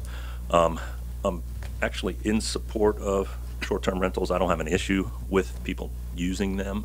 It's the way they use them is the biggest issue that we have in the neighborhood. My first concern, and the item that you have on here, is parking. Since our streets are little, they have no on-street parking at all. Off-street parking is almost non-existent also. You've mentioned on here you have a minimum of 1 parking spot per bedroom. I would ask you to look at making that maximum amounts. With the ability to have, and one woman that mentioned 14 people in a home at one time, I guarantee you there's going to be about 7 cars. Everybody, if you're lucky, you get 2 in a car, maybe 1 in a car if you're military. So if you've got 7 cars and you have a minimum on site of 4, where are the other 3 parking? You're going to do a plan, and you're going to do off-street parking. On our street, the off-street parking is my front yard. So I'm going to have a neighbor parking their cars in my front yard in the right-of-way for their bed and breakfast or their short-term rental. That's not going to fly. So I would ask that you make those maximum and make them all on site. So if you're going to have 4, they all have to be on site. If you think they're going to be 7 cars, push it up to 7, but put it all on site. So make it a maximum parking versus the minimum, because the overflow is going onto our streets no matter what. The second part of what you have that I'm a little confused about is the grandfathering, but the violations and penalties and how you pull a grandfather, when it happens. Even the grandfathered ones, it appears it's going to happen every 2 years on their renewal if they're violations, and then they won't get a renewal of their conditional use permit. But say for a grandfathering, so these 2 homes, these 2 that are being used as short-term rentals on my street are going to be grandfathered. Right now, the one is working fine. They turn it over, they sell it to somebody else, they come in and they're not a very good owner of it. They have keggers twice a week, since you're going to allow twice. We call it in. How does it get to city council? That whole path of who we call, how it gets to city council. City council then pulls their grandfathering. They have to turn around and then come before you with a conditional use permit, and then hopefully you shoot it down too. How long does that process take? Who's in charge of that? There's a lot of questions with the ownership of it, how it works, the process, who's in charge, who, as residents and neighbors, who do we call? Are we calling the police for all these violations, for parking and for noise and for egg throwing and all the other issues? It seems you don't want to call the police, you have to have somebody else. Maybe it's zoning, maybe you hire more zoning people. Hopefully you've thought about all of this and it's going to be in a process somewhere that we'll be able to read. But before we can vote, or before we say that this is acceptable, we'd like to see that whole process and understand it, rather than try it out, and I guess, and determine how we make the changes afterwards. Any questions, Mr. Solomon? Ron? Mr. Solomon, the idea of the parking, the minimum, seemed like that's the word you'd want. I mean, we want a minimum to have 1 parking space. If it can have more than 1, that'd be good. Well, what I'm saying is that the home on our street has 4 bedrooms, so you would require them to have 4 spots minimum on site. Right. After that, if they only have 4, but knowing full well they're going to rent to 14 people, that means 7 cars are showing up Friday to rent the place. Where are the other 3? I mean, you would bless it off. You'd look at their site plan and say, 1, 2, 3, 4.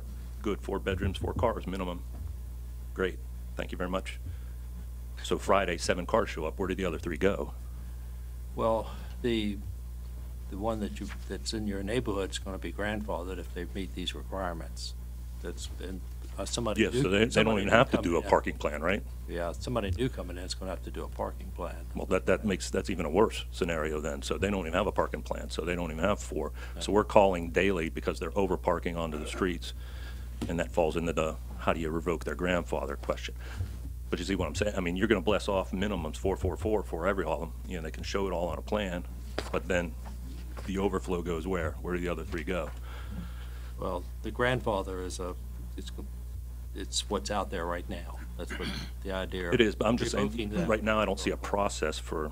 I mean, you say city council could. I would think you go through zoning. That's where you would call, because they enforce this. That's well, I hope you guys are putting this plan together, or you're passing it on to staff, or somebody's putting this plan together. I mean, you've got it. Hopefully I can read it somewhere at some point on your website. under planning for the plan for this. But right now, it just says it's going to happen magically, and it may be every 2 years that it happens, which is kind of ridiculous that if I have to keep calling and there's violations and they mount up every week, I got to wait 2 years for the conditional use permit to get renewed for them to go away. So, and I'm sure there's a bunch of legal things that Kay's going to have to worry about with if you're doing it with in the 2 year period. So, but like I said, maximum I think is the word. Mr. Weiner, for you. When you say you're calling weekly, who are you calling? You're calling for the parking problems people? You're calling the city? No, I'm just hypothesizing. Well, there was one when it first started up, we called weekly, and we called the police, the non-emergency number. What did they do? For the parking violation, they turned around and told us to call towing. Okay. For the noise, they went up and knocked on the door. For the egg throwing, that was after the fact, so that was just a report, I think, that was filled out. So when you called towing, did they come out and tow the cars? Did they come out? I believe not, no. I don't think they ever showed up. When you called the non-emergency number and the police came 'cause out? we had to get signs, parking signs put in. No parking signs in certain areas. So. When you called the police to come out and knock on the doors, how many times did that happen? Let's see, when it first started, it was twice. Okay. Jack Wall has a question for you. I think you brought up a good point. You're talking about maximum, though. This refers to minimum parking spaces, but you're mentioning maximum number of cars that they can have. Correct. Yes. Okay. All right. I would suggest if they're going to have the four bedrooms that you require them to have 6 on site or 7. You make the decision if it's 6 or 7. What do you think is going to be a good average? It would cover all cases. Hopefully, they're not going to bring 14 cars in and everybody drive 1. That'd be crazy. But okay. Any other questions for Mr. Solomon? Thank you, sir. Thank you. Oh, I'm sorry, Kay. That's okay, Todd. I just wanted to make sure you all understood that there is a provision in the proposed ordinance that would require even grandfathered structures, because they're not non-conforming, they're grandfathered. As grandfathered uses, they would have to comply with all the parking, with all of the requirements, with all of the conditions. Okay, so even the grandfather ones would have to come into compliance. So they don't get a hall pass? No, sir. Okay, thank you. Can I say something real quick? Sure. Just make sure I'm doing this right. The only thing, the grandfather would be for the conditional use permit. Yes, sir. Okay. It's good to know. Okay. Okay. Martin Warrench and then Lynn Hume. Afternoon, everybody. My name is Martin Warrench. I moved to the North End in 1990. And soon thereafter, I got involved with the North End Zoning Review Committee. So I'm more familiar with zoning problems than I am with planning commission problems. And I've been here many times for zoning, but I think it's the first time I've ever shown up here for this, although there are a lot of familiar, same faces, different places. Before I start those comments, I'd like to comment on what Karen said a moment ago. You guys missed the boat a minute ago on that zoning request with the lots, because the lots were undersized. They're in a flood area, and they're going to have septic tanks and water problems. And if you were going to allow that, and it's going to come up again, you're absolutely right. If you're going to allow that, you should not allow them to have undersized lots in addition. So much for the zoning end of that. And the zoning end of it here is that I was totally opposed to changing zoning. I'm an old guy, and as I recall, we got industrial, and you got business, and you got residential. And I live in a residential area, which typically means people buy a house and live there. I live at the North End. The world is as the world is, and people have been renting down there forever, and that's fine. We've never had any real problems. What's happened is that the digital world has come upon us, and Airbnb has suddenly made it extremely easy for people to suddenly rent their spaces out a little bit. So what they've done is they've complicated the problem, and they've complicated the problem for anyone who lives near any kind of an attraction, the water, the river, a park, call it what you will. People can rent spaces, and they will do it. I am opposed to any commercialization of a residential area. You want to rent a room for a couple of days? We got motels and hotels all over Virginia Beach. The entire resort area is dedicated to that. So despite, and I will tell you this, I was in on all the comments, all the discussions and so forth in North Virginia Beach Civic League. Jack Drescher has done Trojan duty. His comments were very brief here today, but I'm sure you people are aware of how much effort and time he's put into this thing. And what has happened is we've got what we need in Washington, D.C. It has been a compromise. The compromise is that the residents who live in residential areas have not gotten everything they want, and the people who want to rent everything in sight have not gotten everything they want. And council has come up with something that will control it a little bit and work.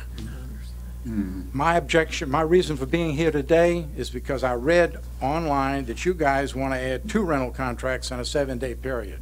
You're looking at a guy that don't want any contracts in a 7-day period. I think 2 weeks to a month is fine, but I definitely don't want 2 in any particular week for anywhere, because as the gentleman before me stated, we don't need that kind of traffic. We don't want to interfere with people's property rights, but I'm not in the business of making a business for people who are living nearby. And one lady said that she bought her home as people say they can't afford their homes. I remember the trauma of moving in to where we moved in, and I said at the time to my wife, my next move is going to be handled by Oliver's. And it's still in line. Any questions? Thank you, sir. Thank you. That's a conflict. No conflict. Yeah, no, you can't do it. Lynn Hume, and then Jim Moffett. Conflict of interest. Really? She can? Oh, you're joking. Hello, my name is Lynn Hume, and I'm back again. I've been a resident of Shore Drive and the Great Neck area since 1980. And I've attended or watched all of the Planning Council workshops and hearings for the past 2 years. And I really get confused when I hear about all the discussions about problems and preserving neighborhoods. Many of these neighborhoods along Shore Drive were first seasonal, short-term rentals and second homes. They weren't residential homes first. They were built without, there wasn't city water and sewer. People were bringing cinder blocks. The short-term rentals are a part of the character of the neighborhoods.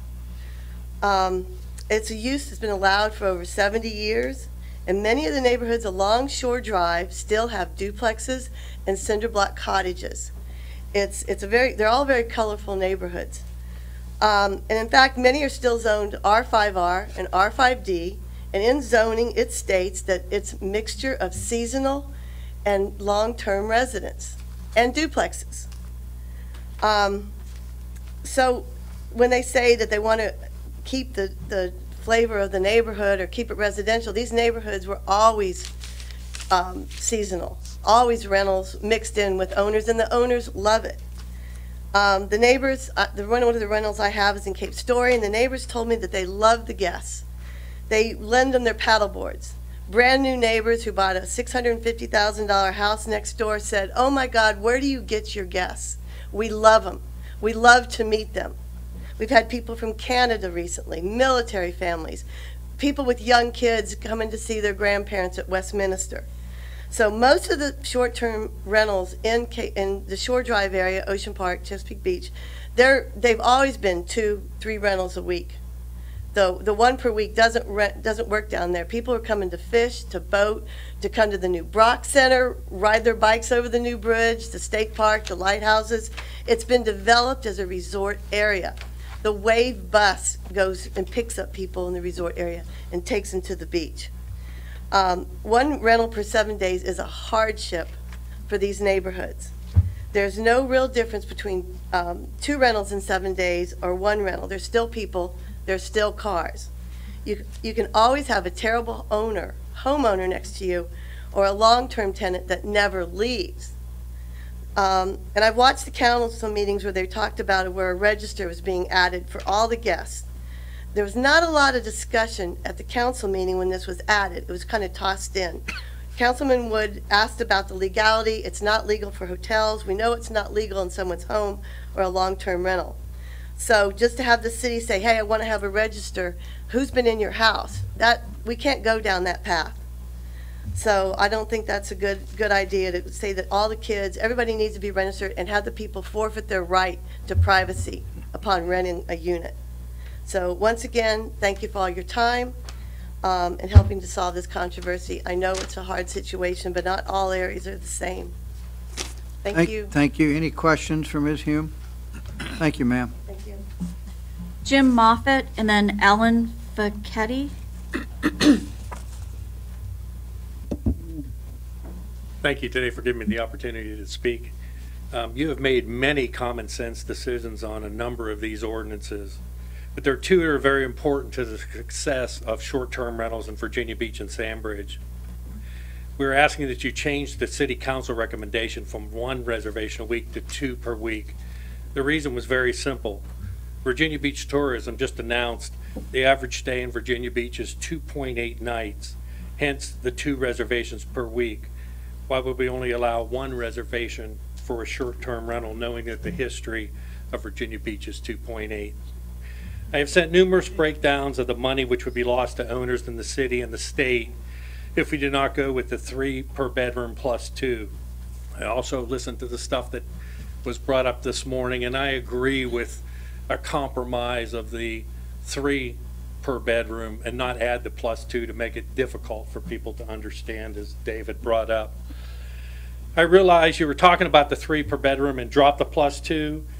We also realized, I think at this point, that the smaller homes are not affected one way or the other. It still comes back to the larger homes that can financially cripple the owners with these larger homes. I had a whole thing of money to put down in the loss.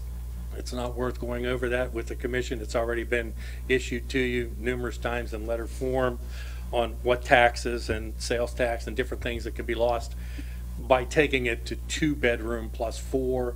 It does make a big difference.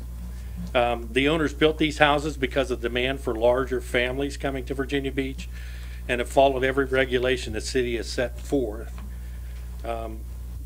We know we can fight this battle in with city council, so we're not making a very large deal with it at this point in time. We know there was some discussion on the size of signs. I'm not sure why. I sent pictures to all of you to know how small a 2-foot by 2-foot sign looks on a house. It should be noted that Airbnb houses do not use the signs because they're not allowed to show them on the Airbnb site. If they do have a sign, or we have a rental sign which is on Airbnb, it gets cleared off. You cannot see that sign.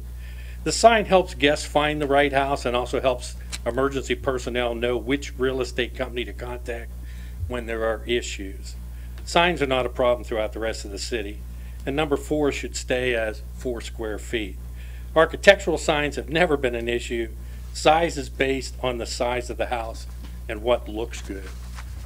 Not getting the name and address and phone number and dropping number 12, the guest log, just makes sense. We have the names responsible on the rental contract, and they are held accountable for their guests. The ordinance was asking for something almost impossible to achieve. Our goal was to have all Virginia Beach under the same set of rules. Sandbridge does not want to go after an overlay, even though we will if necessary. I believe we have made many concessions to get where we are and want the changes that Planning Commission made, as you have as Planning Commission, to go back to City Council. We didn't ask the homeowners to come today because we realized that everything going back to City Council is a recommendation, and we also know how that turned out last time. Thank you so much. Any questions for Mr. Moffett? Thank you. Elaine Facchetti, and then Mike Medji. Thank you for not bringing all the others. Good afternoon.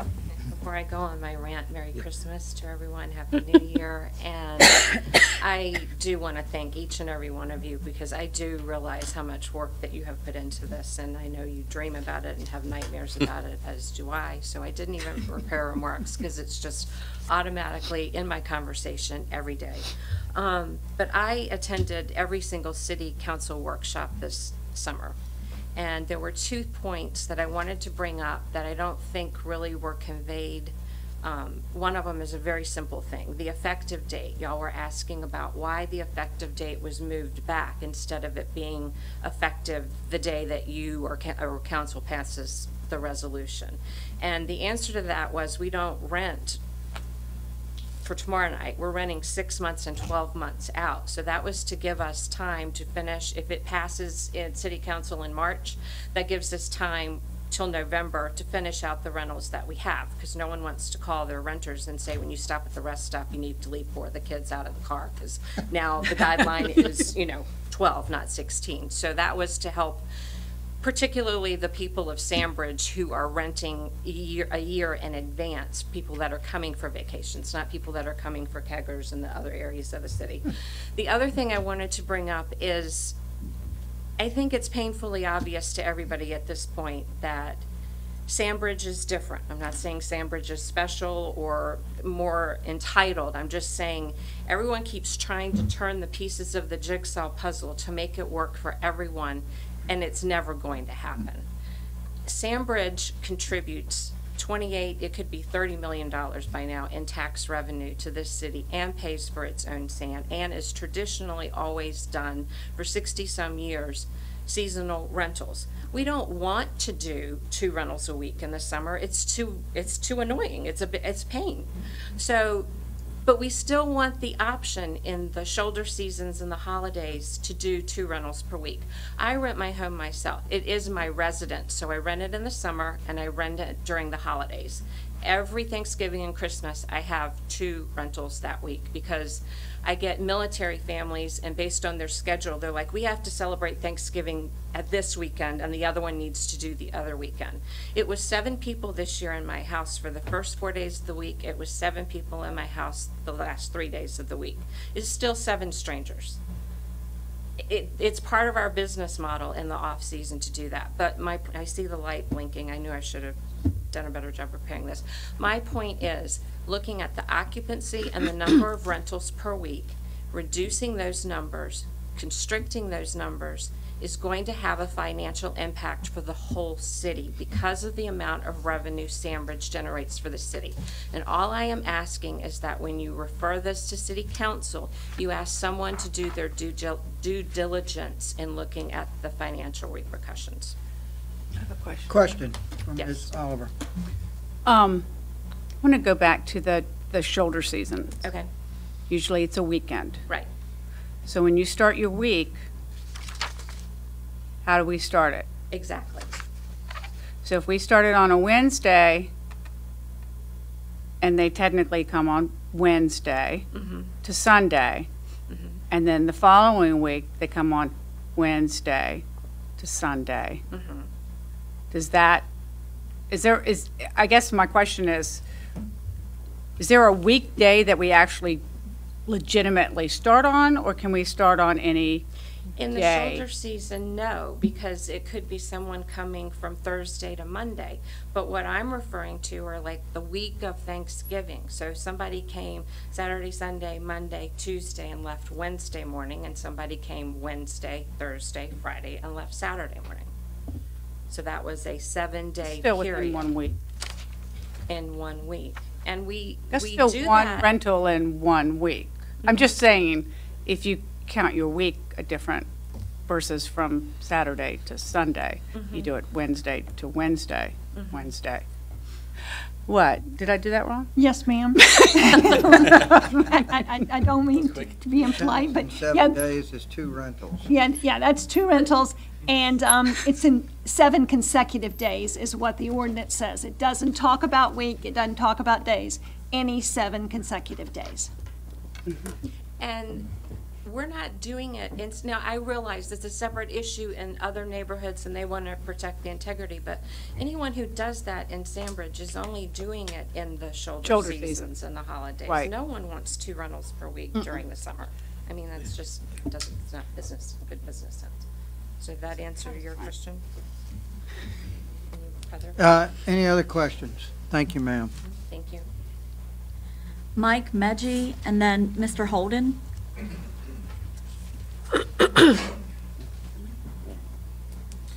Good afternoon. I'm Mike Meggie, and I live in the Shore Drive area of Virginia Beach. I want to thank all you for the hard work you've done on this topic. I think this is the third go-around. But anyways, I'll keep this short and concise, like I hope the STR regulations turn out to be. I think we all agree that SDRs should be registered with the city. They should pay their proper taxes, and they should conform to all the city regulations and ordinances when it comes to trash, noise, parking, outside fires, signs. We have ordinances. And I think many of the hypothetical complaints are exaggerated. I mean, we all know that there's problems. There's problems with short-term rentals. There's problems with permanent neighbors.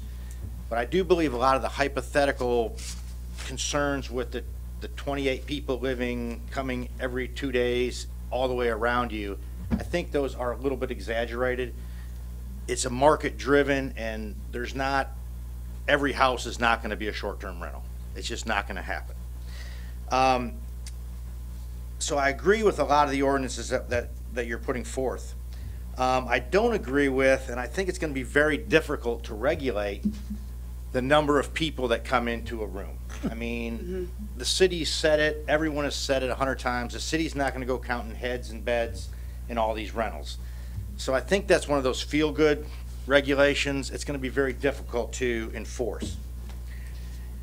And the big item is the idea of having to keep a register where everyone signs in, and you're going to have, children and cousins and everyone signing into a register. And then for the city to say, we want to see that register. And it just says, at the request of the city, whenever they want to see it. I just think that's kind of an invasion of privacy, and it's going to be very tough to keep. And I don't even know if it's legal. But at the end of the day, this is a residential issue. We're just talking about the number of days. It's legal to rent your house. It's always been legal to rent your house. The city is being allowed short-term rentals for 70-plus years. Right now, we're just talking about the number of days we're renting. It's still a rental. It's still a residential rental. We're just talking about the number of days. And with that, I hope you guys all have a great holiday. Merry Christmas. Thank you for your time. And again, thanks. Questions for Mr. Medgie? Thank you so much, sir. Thank you. Mr. Holden, and then Ms. Rose.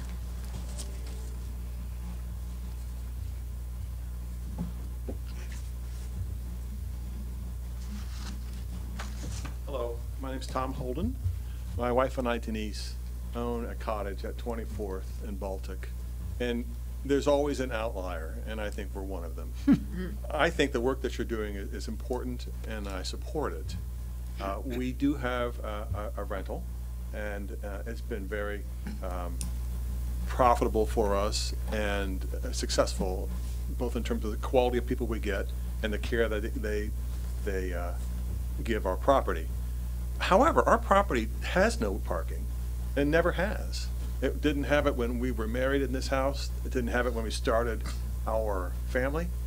And the reason is because when the property next door was developed, the zoning allowed it to go right up to our property line, essentially to the kitchen steps. So we've always used the street. We get our parking permits from the city, do all the things you ask us to do.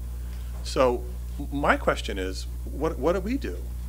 Are we going to now not be able to participate in this and just go back to year-long rentals, which have not always been the best financial outcome for everybody?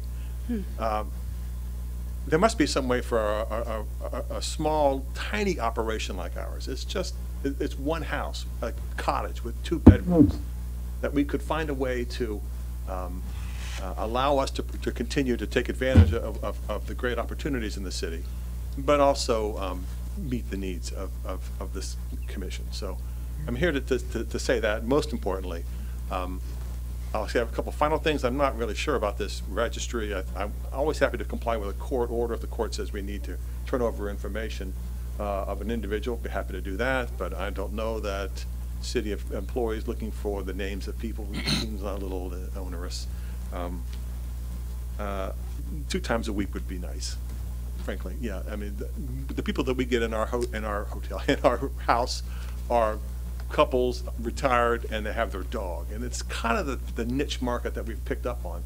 A lot of people like to travel with their pets, and hotels don't typically like that. So we allow a small dog of 40 pounds or less to sit in the house with them, and they're thrilled.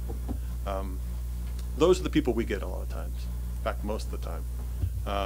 So I'll leave it at that. This parking matter is really a problem for us. Happy to comply with any regulations, but the parking is an issue. Jan? So where do your guests park now? On the street. On the street? On the street, that's it. It's right there. It's a little pink house at Baltic and 24th. If you drive down Baltic Avenue, you can't miss this house. It's a little house with flowers, and it's real cute. So. Question from Dee.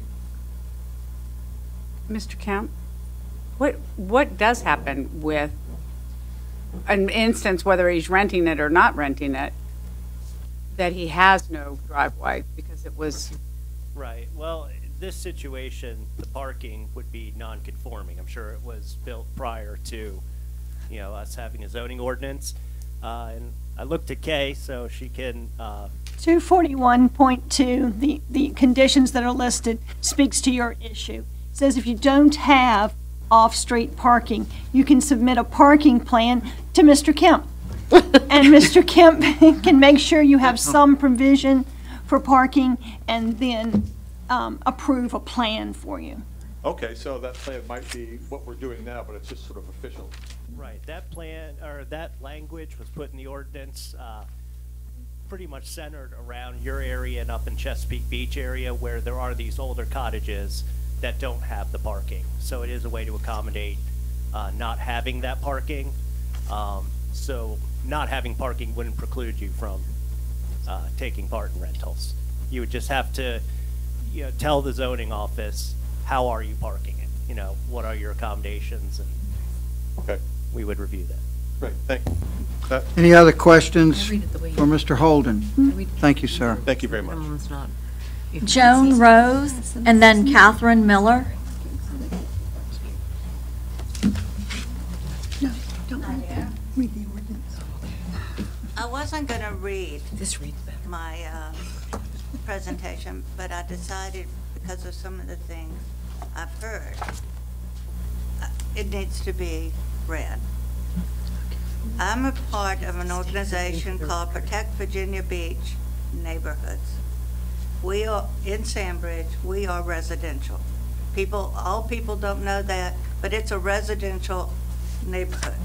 We do have renters, and we like them, but they're weekly family renters that we've always had.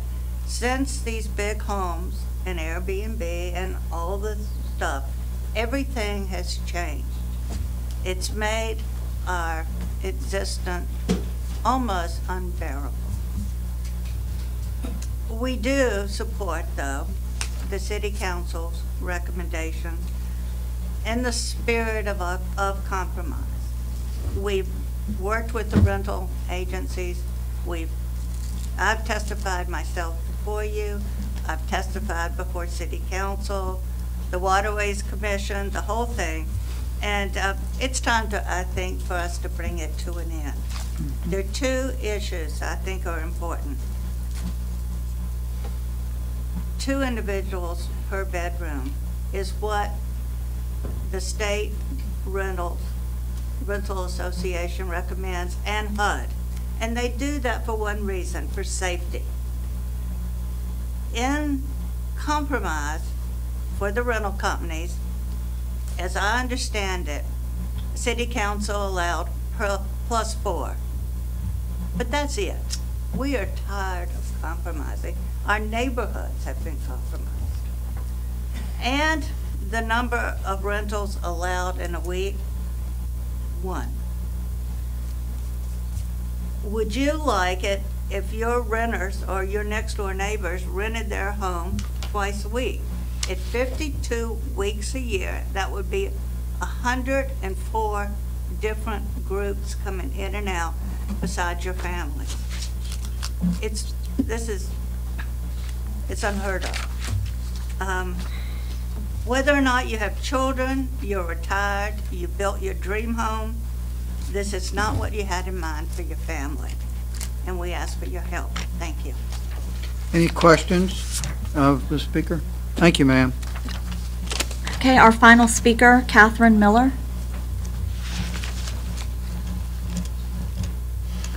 Catherine Miller. You were waiting to hear that about the last speaker, weren't you?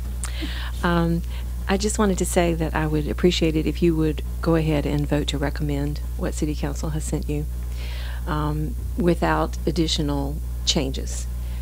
It's a compromise. It's been going on 3 years. The discussions of how many a week, how many you've got, they're not helping. They're actually harmful.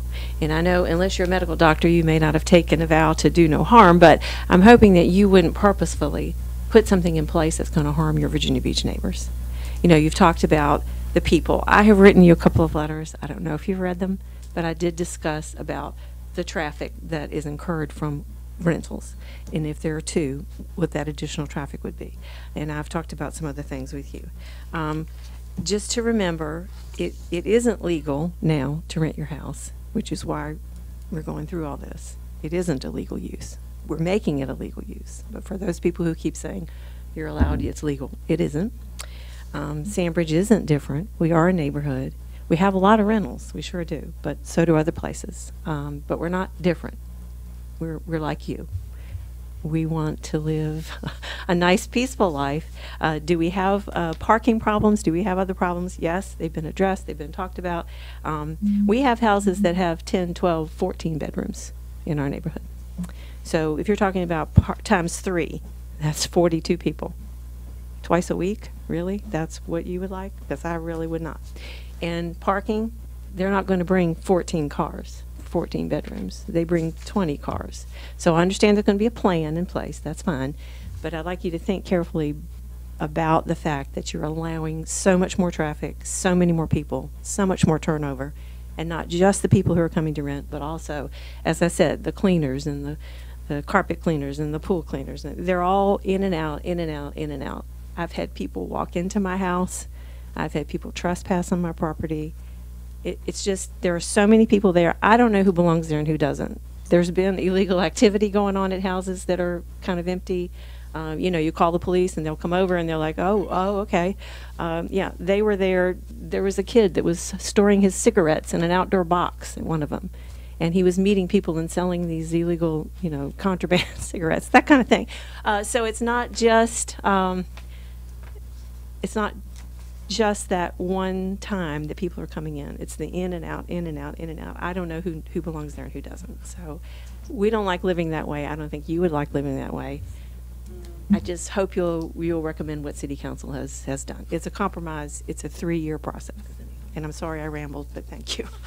Any questions for Mrs. Miller? Thank you. No more speakers. No more speakers. Okay, with that, we will close the public hearing. And I would like to offer a suggestion for my fellow planning commissioners to consider.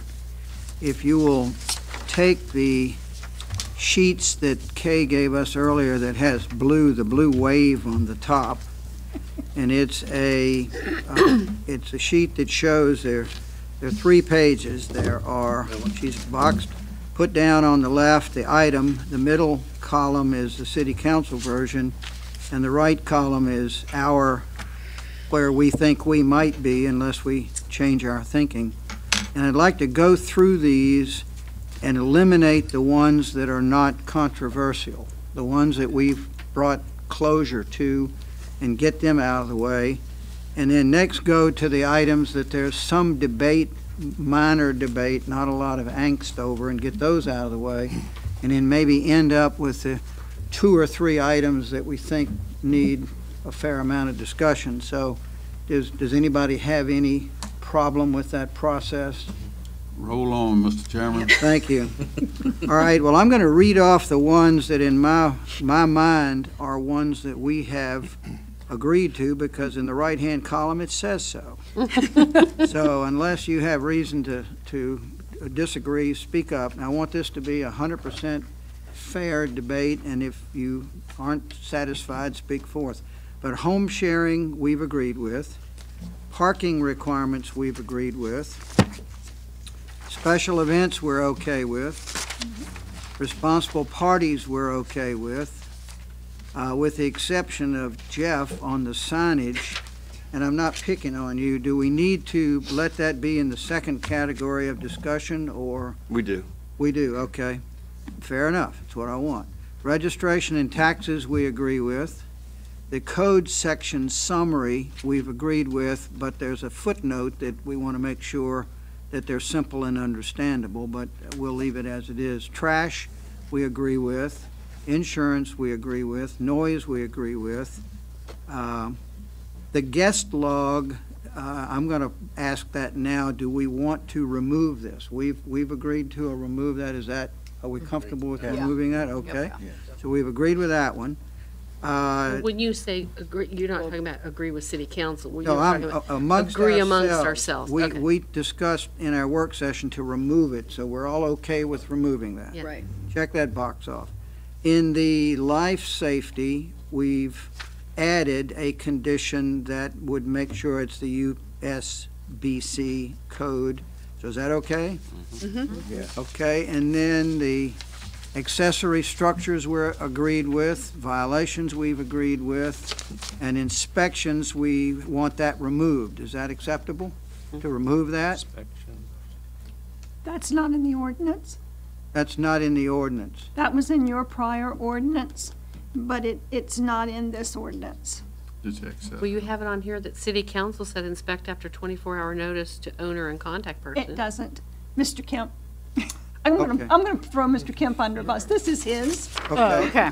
All right, well, So we've asked to have it removed, and you all want it removed, is that correct? Yes, we've already removed. Okay. So it's That's what we've all agreed to. Now we'll start over. I want to save the conditional use permit as a debate item. I think probably the number of contracts down in the middle of page 2, we have discussed amongst ourselves 2 contracts within 7 days. Do we want to leave that as it is? No. What? No. Up to. No more than up to. I have some wording I would propose when Okay. the time comes. Well, I think this This is the time. You want it now? I think this is the time. hang on. Wait, Jan has a question, but he wants to make some proposed language. You want to wait or ask now? I want to ask my question first. Go ahead. So Please. why does it have to be 7 consecutive days? Why couldn't it be 5 consecutive days? Because that then sort of maybe is a compromise between the two. I mean, why was 7? I mean, is there It's a week. is a reason that 7 days was? Because we were talking about weekly rentals. I mean, that was the discussion. So 7 days is weekly rentals, and it gets you out of the issue of what day do you start on, that kind of. Wednesday. You can do that as long as you do 7 consecutive days. Well, they came to us with 1 per 7, and we countered with no more than 2 per 7. Is that how we ended our discussion the other night? Mike's got a different verbiage. And you've got, okay, then now we're ready for your verbiage. What it says, number 8 in the ordinance, short-term rental shall have no more than, I would submit, would have no more than 2 rental contracts per any consecutive 7-day period unless the CUP limits it to 1. Right. Okay. That was the reason for putting up to 2. That's good. I like that. Okay. If a CUP is used. That's assuming the That's CUP assuming there's becomes a a part of the CUP. ordinance, yes. That would be true. Okay, actually, So that's the first, one version, if the One CUP version. becomes a part of the ordinance. If the CUP doesn't, then it's a moot point, okay? actually, the first paragraph of 241.2 says, short-term rental shall be subject to the following conditions unless specifically modified by action of the city council in granting a conditional use permit or creating a short-term rental overlay district. So unless modified by a CUP is in there. Okay. Good. That's for all. That's everything. That's for all of them, yes. So Oh, he's an attorney. So if it so then read- basically we, with what city council is proposing is what is in the ordinance? No. No? They Yeah, want that's only one if a contract CUP within. is applicable. That will apply if a CUP is applicable. If we don't, Grandfathering, don't get a CUP. Well, frankly, I think it would be clearer to the public using this if you put it in here, because they're not going to know about 241.2.2. No, that is the conditions. Pardon? That's the conditions. They will know about 241.2, because that's the conditions. It's the first paragraph of all of the conditions that they have to abide by. So you don't think we need to add to the 2 contracts within 7 days unless modified by CUP? No. Okay. It already says unless modified by CUP. All right, are you okay with the language that's in our Blue Wave sheet, Mike? We have amended their 1 contract to 2 contracts. Right. Up to. Up to. But it doesn't say. It's always up, it's always up to. It's If we say you can have 2, you don't have to have 2. You don't have to have any. Number You 8, could have the short-term one. rental shall have no more than 2. That's what it will say, no more than 2. Now, right now it says no more than 1. It'll say no more than It'll read 2. no more than 2. And then it can be limited to 1 under the introductory paragraph. If there's a CUP, it can be negotiated. Yes. Okay? Let's see. So, are we done with that one? We're done with the number of contracts. Okay. So the next item is Occupancy. occupancy. 3. We have talked about this a lot. We were asked to approve 2 plus 4. We have decided that 3 is a reasonable, just a flat 3. I think the argument is it's easy to understand. We don't have to worry about high math. No. So anyway, are we comfortable with 3? We'll move on with that one. I think if you have up to or no more than, like you said. Well, 3 is back to Kay's point. If it says 3 per bedroom, that means up to 3, right? Yeah. Every time we put a number in, we don't put up to, because the number is the maximum. It says shall be 2 individuals. And I would read shall be in pretty strong. Well, shall is, may is a better word than Yeah. shall. Well, shall be no more, but may be up to 3. How does it read? I was trying to get it, I'd argue that, I can tell you. Shall. Why do you? I think if you just say up to or no more than. Up to and no more than 3. However you feel, you know what we want on that, Kay? No more than up to? Okay, we got rid of, don't throw anything at me. So we have occupancy out of the way. We've talked about guest log, right? We want to move the guest log. So, time limits for the CUP, I think, is the last. No. Well, you got grandfather. Well, I'm gonna save that till last. I want the. Well, you gotta save the sign for the CUP to last, because that's, Okay, so let's, so signs. should let's be- do the time limits for CUP. Well, hold on a second. You can't do Yeah, that, so because you you gotta do haven't talked about the first. CUP yet. Well, I'm assuming, I understand that. You know what you, Well, okay, let's forget that and go back to the signs. Then we're down to signs.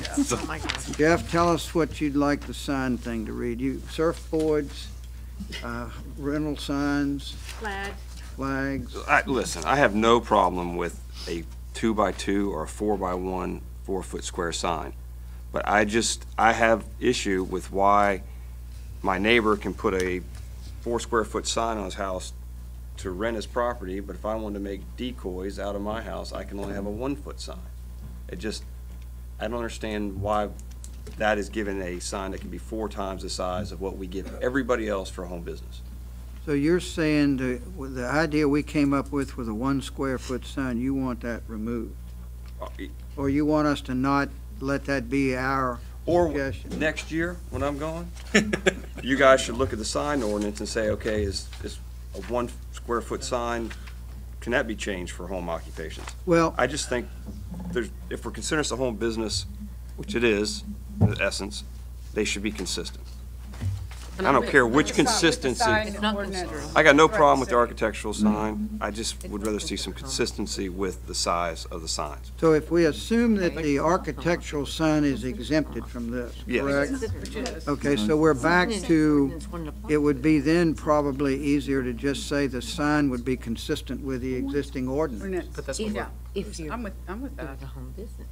But I go back to, I'm okay with a 4-foot square sign. And I'm not gonna fall on my sword over this, but I think either we need to look at it now on this, or next year, somebody should relook at our sign ordinance for Home occupation. home occupations. I mean, and I don't necessarily want a 4-foot sign on my neighbor's house selling anything.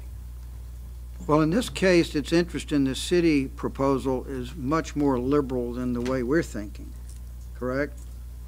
Or at least you want the thinking to be consistent. Mike? I have a question for Kay, which is, by exempting architectural signs, does that mean that they're exempted from this ordinance, but other sign regulations apply to them? No, they're not They're considered exempted from signs. any sign regulation. They're not considered signs. Ah, they're not signs. They're not considered signs because signs advertise something, and if I put a turtle, it doesn't really advertise anything. It's a decoration. All right, Dave Redmond. Jeff, I understand your concern, but I think that has more of a concern to do with other parts of the public domain than simply this ordinance. I don't think a 4 square foot sign on the side of an 8,000 square foot house or something like that is at all a big deal. I think what city council has done is reasonable. You know, the big dolphin on the side of the place, I don't know how to argue with that. I just don't know how we really get our arms around it. I don't know that it's really, frankly, all that much of a pervasive thing anyway. So I get it. But I think that's really I think that's a little different discussion than the context that we have of the short-term rental. I think we probably should keep them separate. Whether or not a guy who, repairs watches in his garage should have a 1-foot sign or a 5, I just don't know that we can get that deep into that in this context. Lord knows we got enough here. So my question would be. I understand your concern is they're both home-based occupations in one way. I'm not sure that they are home occupation. This is not a home occupation. Well, short-term rentals. I'm not sure about that either. I misspoke. Somebody, Airbnbs his house for 2 weekends a year. It's not the same thing as somebody who, builds decoys for 50 weeks a year and goes on vacation for the other 2. But anyway, I think that's a little off what we're doing, is my view. But I think it's still running a business out of your home. It's not considered. I mean, it's not considered a home. It is a business. It's just your business model's different. Yeah, it's definitely a business. Yeah. Well, that may be something for the city to attack later because they're designated differently in the ordinance right now. Well, why don't we just put consistent with this? Well, yeah, what sign I'd ordinance. like now is a suggestion. I think city council got it right. I do That's too. I mean, I think it's okay to segregate this particular kind of signage from other kind of signage and just say, this is what we're doing for short-term rentals. So I have a informal motion to leave it and say we're okay with the city council recommendation. Is that, I need a whole lot of nods on this one. Okay. Okay? I'm not I mean, and back to your point, maybe we can, Kevin, this is really more enforcement. If the city council 4 square foot thing goes into effect, do you see this being a great big giant nightmare problem with people advertising B&Bs and stuff? I mean, do you have a lot of trouble down there now with signage, violations of signs? No, I can't recall we have a lot of problems with certain types of signs, but for home-based occupations, I can't ever recall dealing with an issue. So if it's a home-based business in a place where there's short-term rental activity going on, they're going to have a sign that conforms with the home-base section of the code. Correct, and that is 1 square feet and affixed to the building. So we're not changing that by agreeing with a 4 square foot sign that deals with short-term rentals. We're not going to monkey with the piece of the ordinance that deals with home. Correct, because with the short-term rentals, we're creating a new use in the code with its own regulations. We're not calling it a home occupation, so the home occupation ordinance would not be changed. Okay, well, I would then suggest in that category, we put agree with CC version. Anybody? I agree with that. Okay, well, let's do that. Kay, you got that one? I got that one. All right, so now it looks like we are down Chairman? to, yes, sir. I just want an opportunity to articulate why I suggested that change. It's just for the record it may be obvious to a lot of people, but I'd rather put it on the record, so to speak. Number 8 in the ordinance about the 2 rental contracts. Okay, may I do that now? Sure, sir. Okay, well, I just think that we've been struggling all along with, we've got different needs and different types of neighborhoods all over the city, some of which have a tremendously long history of short-term rentals and seasonal rentals, and others that have almost no history until recent years of Airbnb and just, I guess, the popularity of people investing in homes for the sole purpose of renting them in what is normally a typical neighborhood that doesn't have any rentals. So trying to give us the flexibility to deal with different types of homes, different neighborhoods that have different histories and different makeup, then this gives us that flexibility to do so, I think.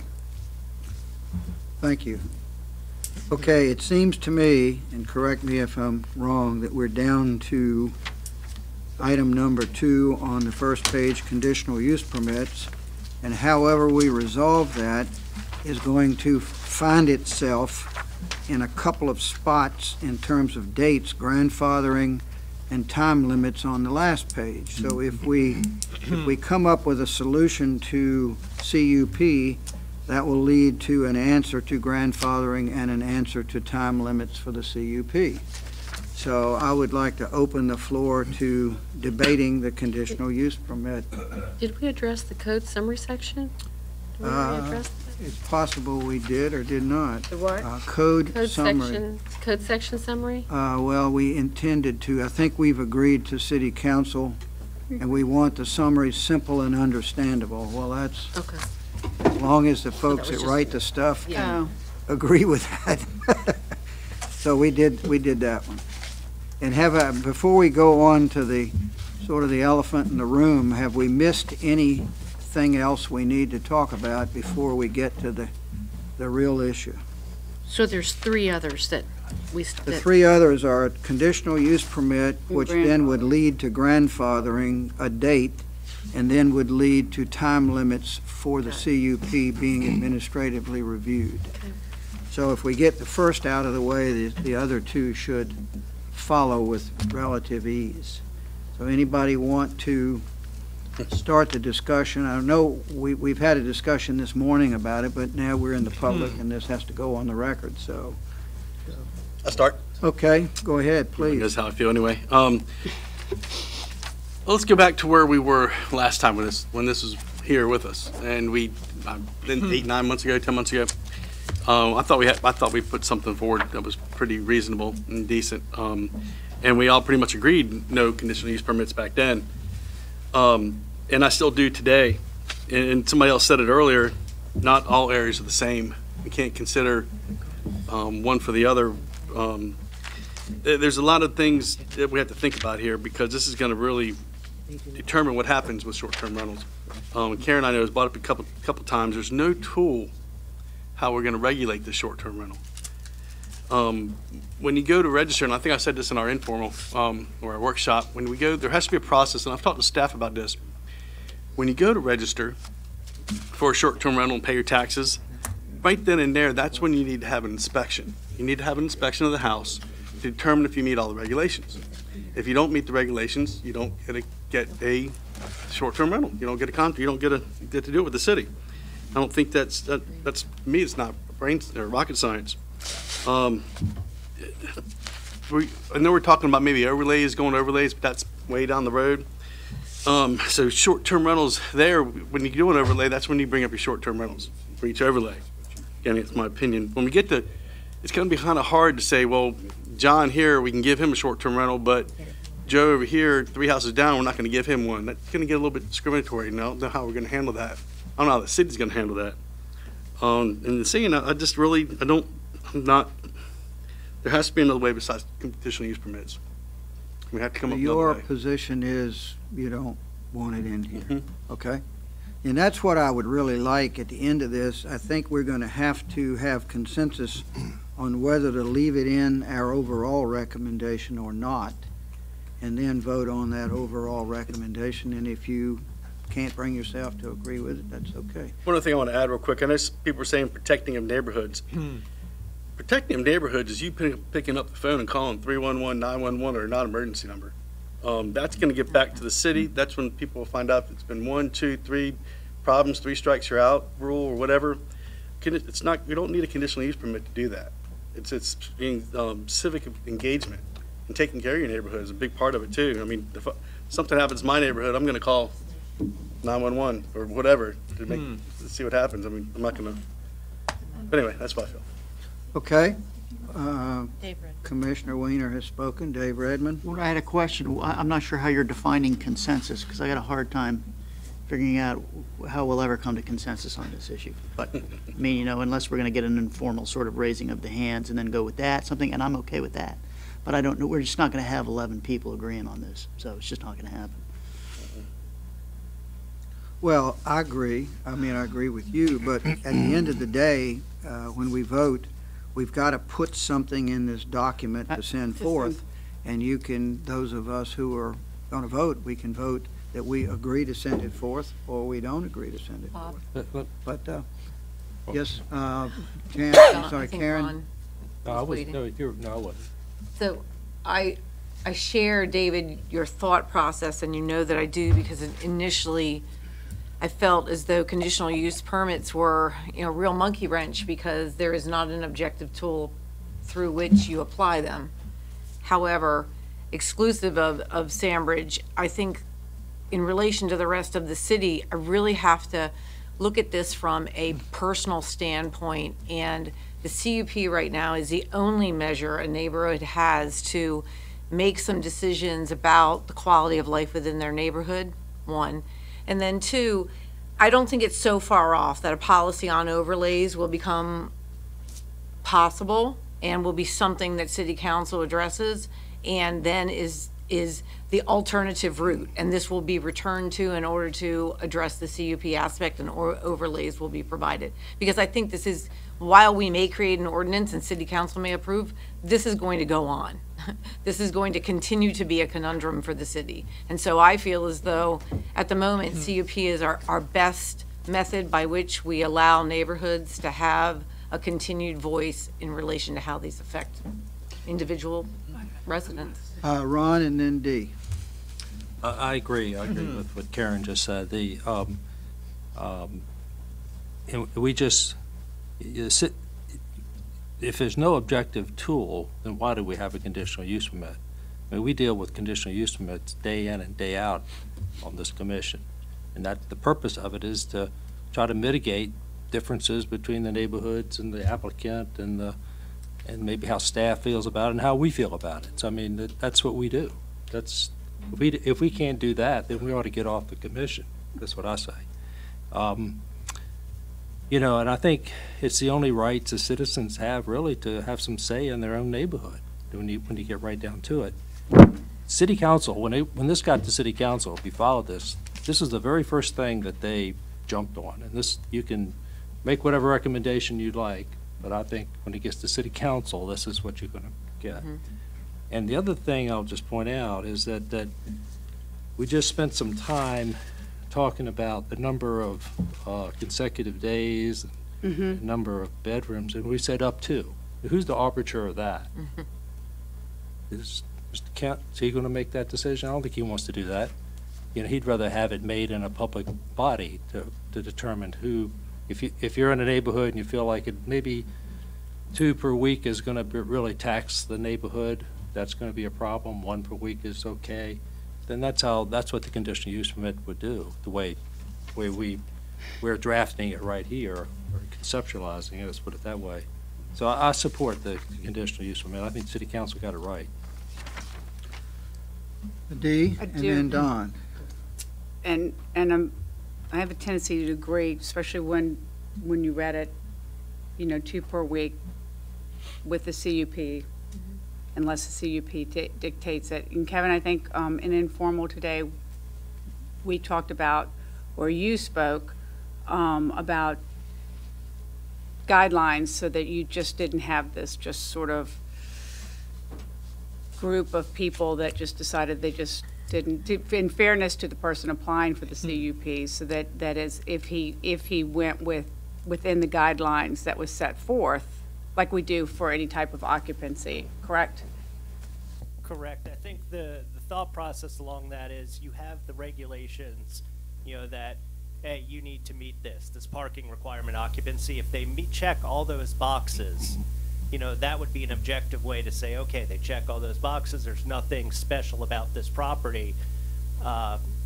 We should grant it. Versus, someone who's coming in for a CUP who is deficient in a lot of those, then that would be a question. If they're deficient and there's been numerous noise violations on the property and that sort of thing, and the neighborhood comes out against, I think that would lead cause to consider not approving, if that makes sense. I don't think that, and Kay can back me up on this, but the approval or denial can't just be based on whether a neighborhood likes or dislikes the homeowner. Right, and that's where you want to make sure that the person applying for rental, short-term rental, is protected in that, so that it isn't like that. Correct, yeah. Barry mentioned that this morning too, that we would want that objective. That way.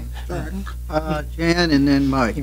I'm agreeing with what they're saying, because we have all discovered through all of this process that not all properties in Virginia Beach are created equal, but I think this is the best way we have to be able to treat them all equal, because of what some people will be looking for and asking, and allowing the neighborhoods to voice their opinion and have some input. There may be some areas that don't care if their neighbors are running a short-term rental, and there will be some neighborhoods that have a lot of input and want to have some real voice in it. And I think that although I'm not 100% in favor of the CUP, I think the overlay is probably a better way to go at it. I think it's the fairest way to give everybody their voice and their opportunity to be heard. Thank you. Mike? I just wanted to clarify, I hope I'm right, but I'd like to see if I'm right, not. The idea that if everybody checks the box, all the boxes get checked, you get the permit you applied for. That isn't, I don't think, what we're talking about. I mean, you still have to evaluate, is it two rentals or is it one? Which is the only one thing the process can work in order to have some evaluation, as Ron pointed out. And so it could be neighborhood opposition comes into play, location, just in general, what is the location that might be favorable to a short-term rental or highly unfavorable? I wouldn't want to begin to try to list the criteria, but so it's mostly objective, but there's some subjectivity involved in it. So does that mean you are in favor? I'm in favor of conditional use permit. Okay. And who had their Jack Wall and then Don? Okay. Yeah, I support the conditional use permit. It does, as discussed, as Kevin kind of, alluded to, it provides, deliberate process. It does allow for public input, and it does give them give them a voice. So, for those reasons, I support it. Okay, thank you. Jeff? Oh, I'm sorry, Don had his hand up. Thank you. I thought maybe you just wanted me to be last. No, I'm going to be last. You're going to be last. I think I remember the last time we voted on this for a vote, that there were only two of us up here that voted for use permits. Right. The neighbors we said. You are Just said, yeah. You knew I was going to say that, didn't you? That all gives us the opportunity to voice our opinion. And I think I said in a few, it would be a time in the future where you would come back and say, I think y'all were right.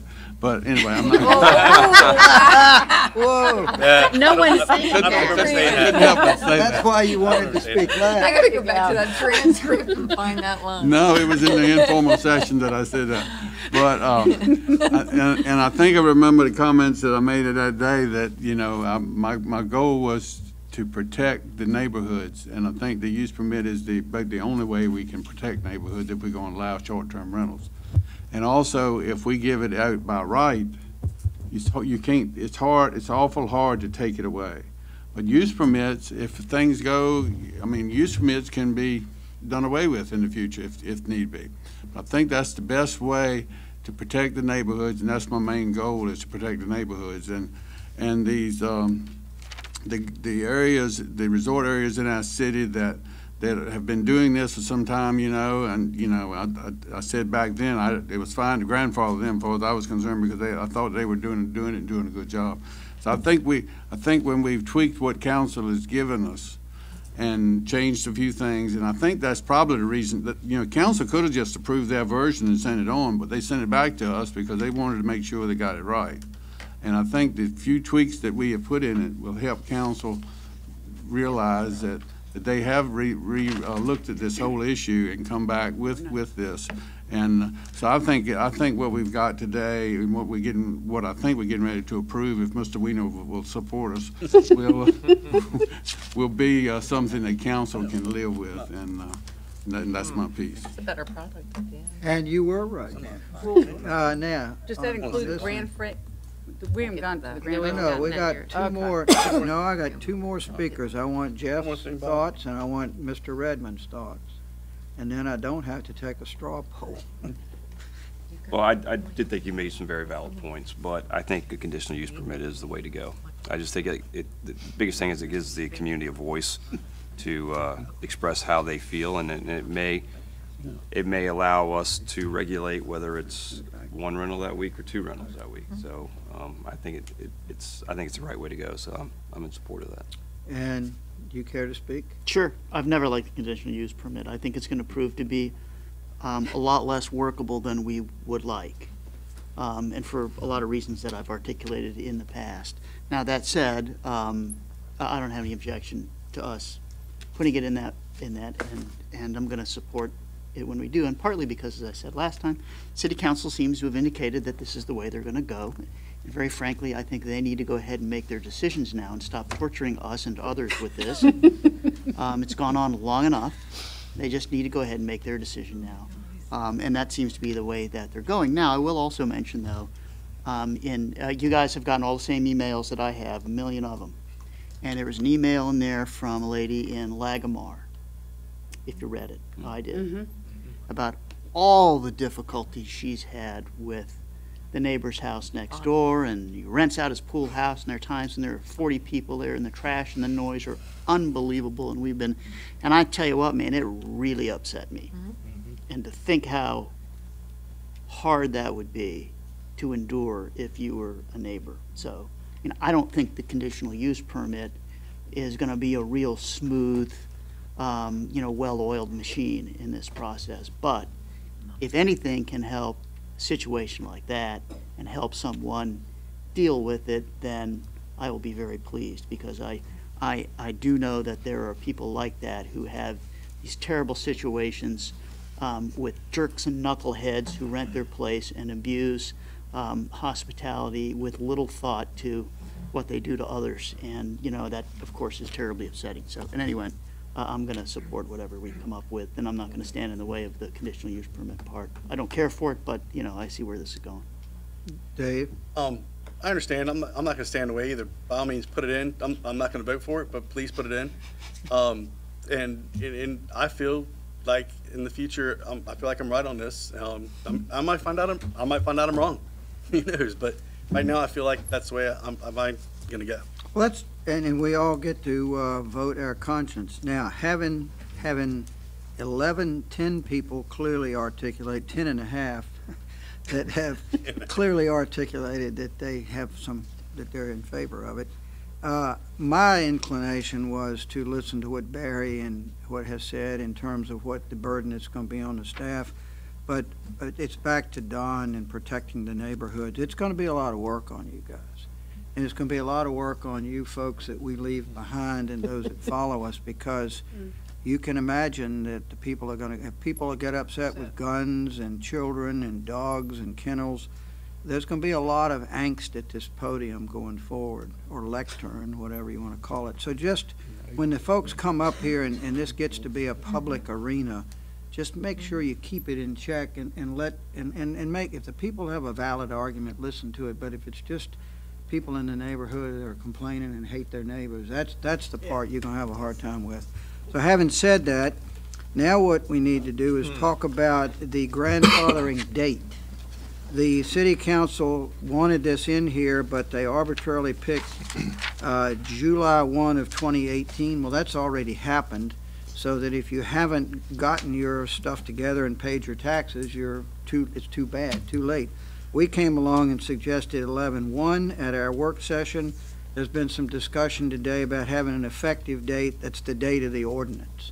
Can we do that? Are we getting in trouble, or? We can do the the date that the ordinance becomes effective, which is either 11/1/19 or 6 months after it's adopted, whichever is later.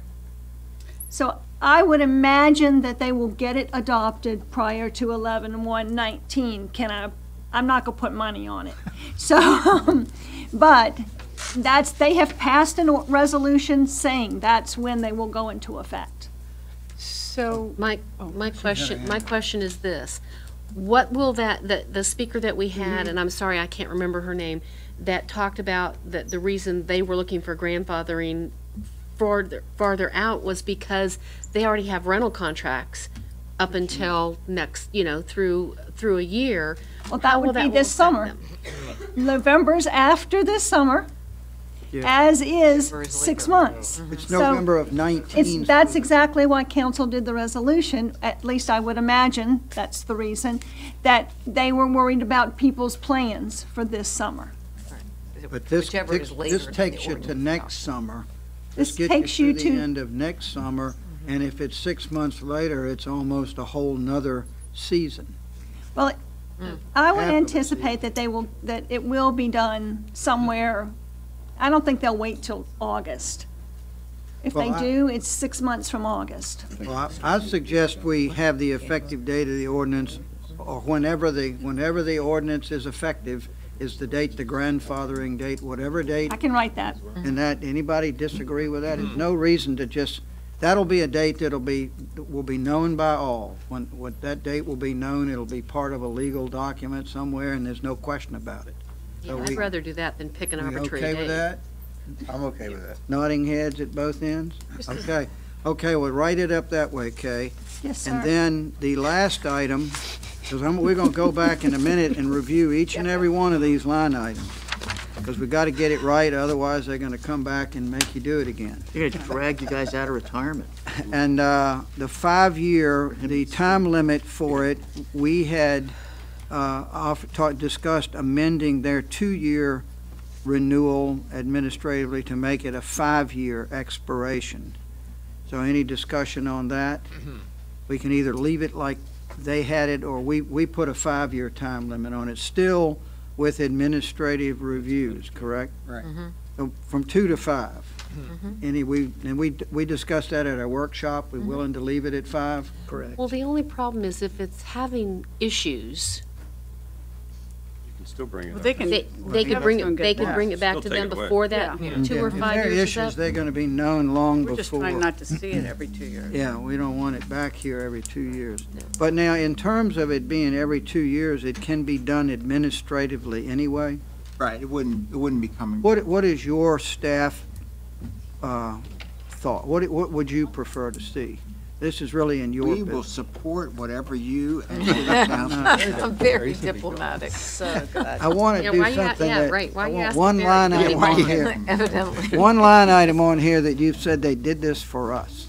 The Okay. CUP, we know we didn't do that for you, but. We, I actually have a comment about everything, if I can.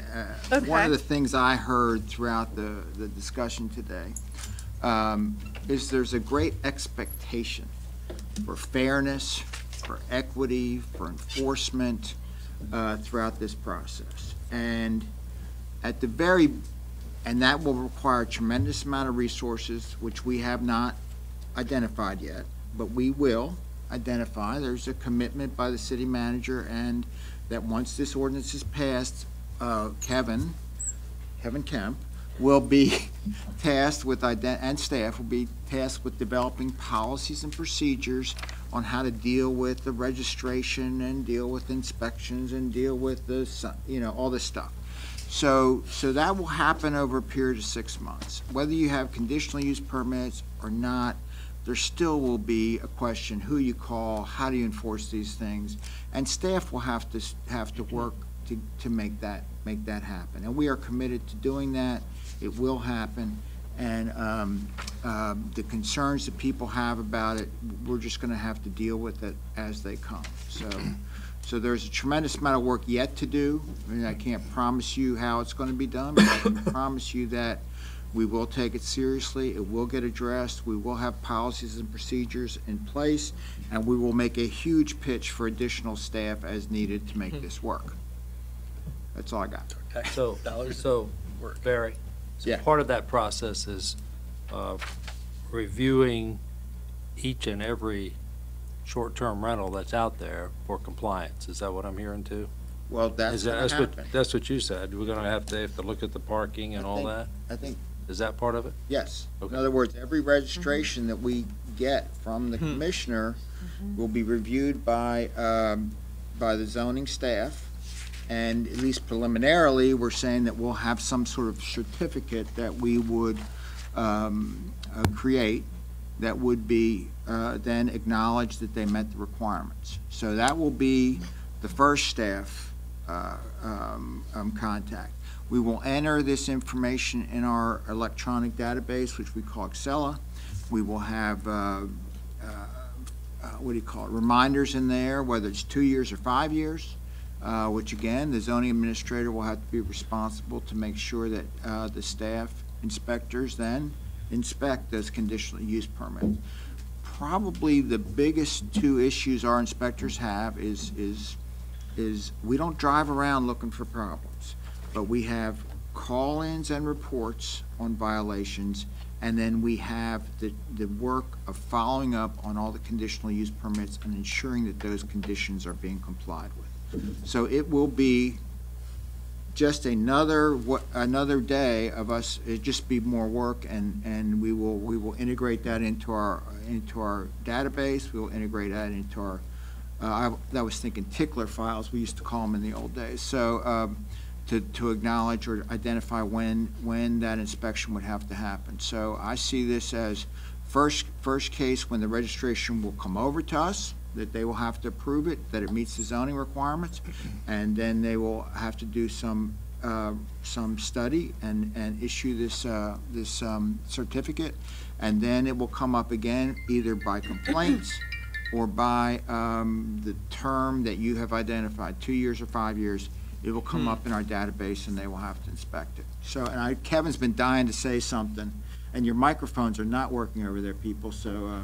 To elaborate, just a little, you were saying that everyone needs to be inspected. The mechanism that is in place to do that is the current registration when they have to renew with the Commissioner of Revenue. So we're not going to do 2,000 at once. It's as they come in, we will address it.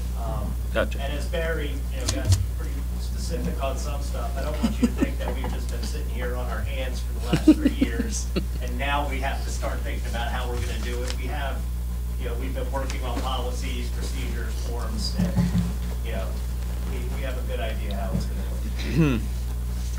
Bob, can I ask a question? Can I ask Kevin a question? Sure. So your Excella system, you're working on a way that those that register go into your system, and then when they come up for renewal, you're flagged in some way, so it's not such an onerous process that you have to hire somebody to look at that. You're going to get a flag on an element, right? And be able to review it, and if there's no violations, it's a fairly simple process, correct? Correct. Our Excella, whatever that time frame is, we can trigger that to come up, so on that day, it pops up. Okay. So Yeah, yes, that's a pretty cool that makes system. the process a whole lot easier. We're not going to have an Excel spreadsheet that's The old days. That's good.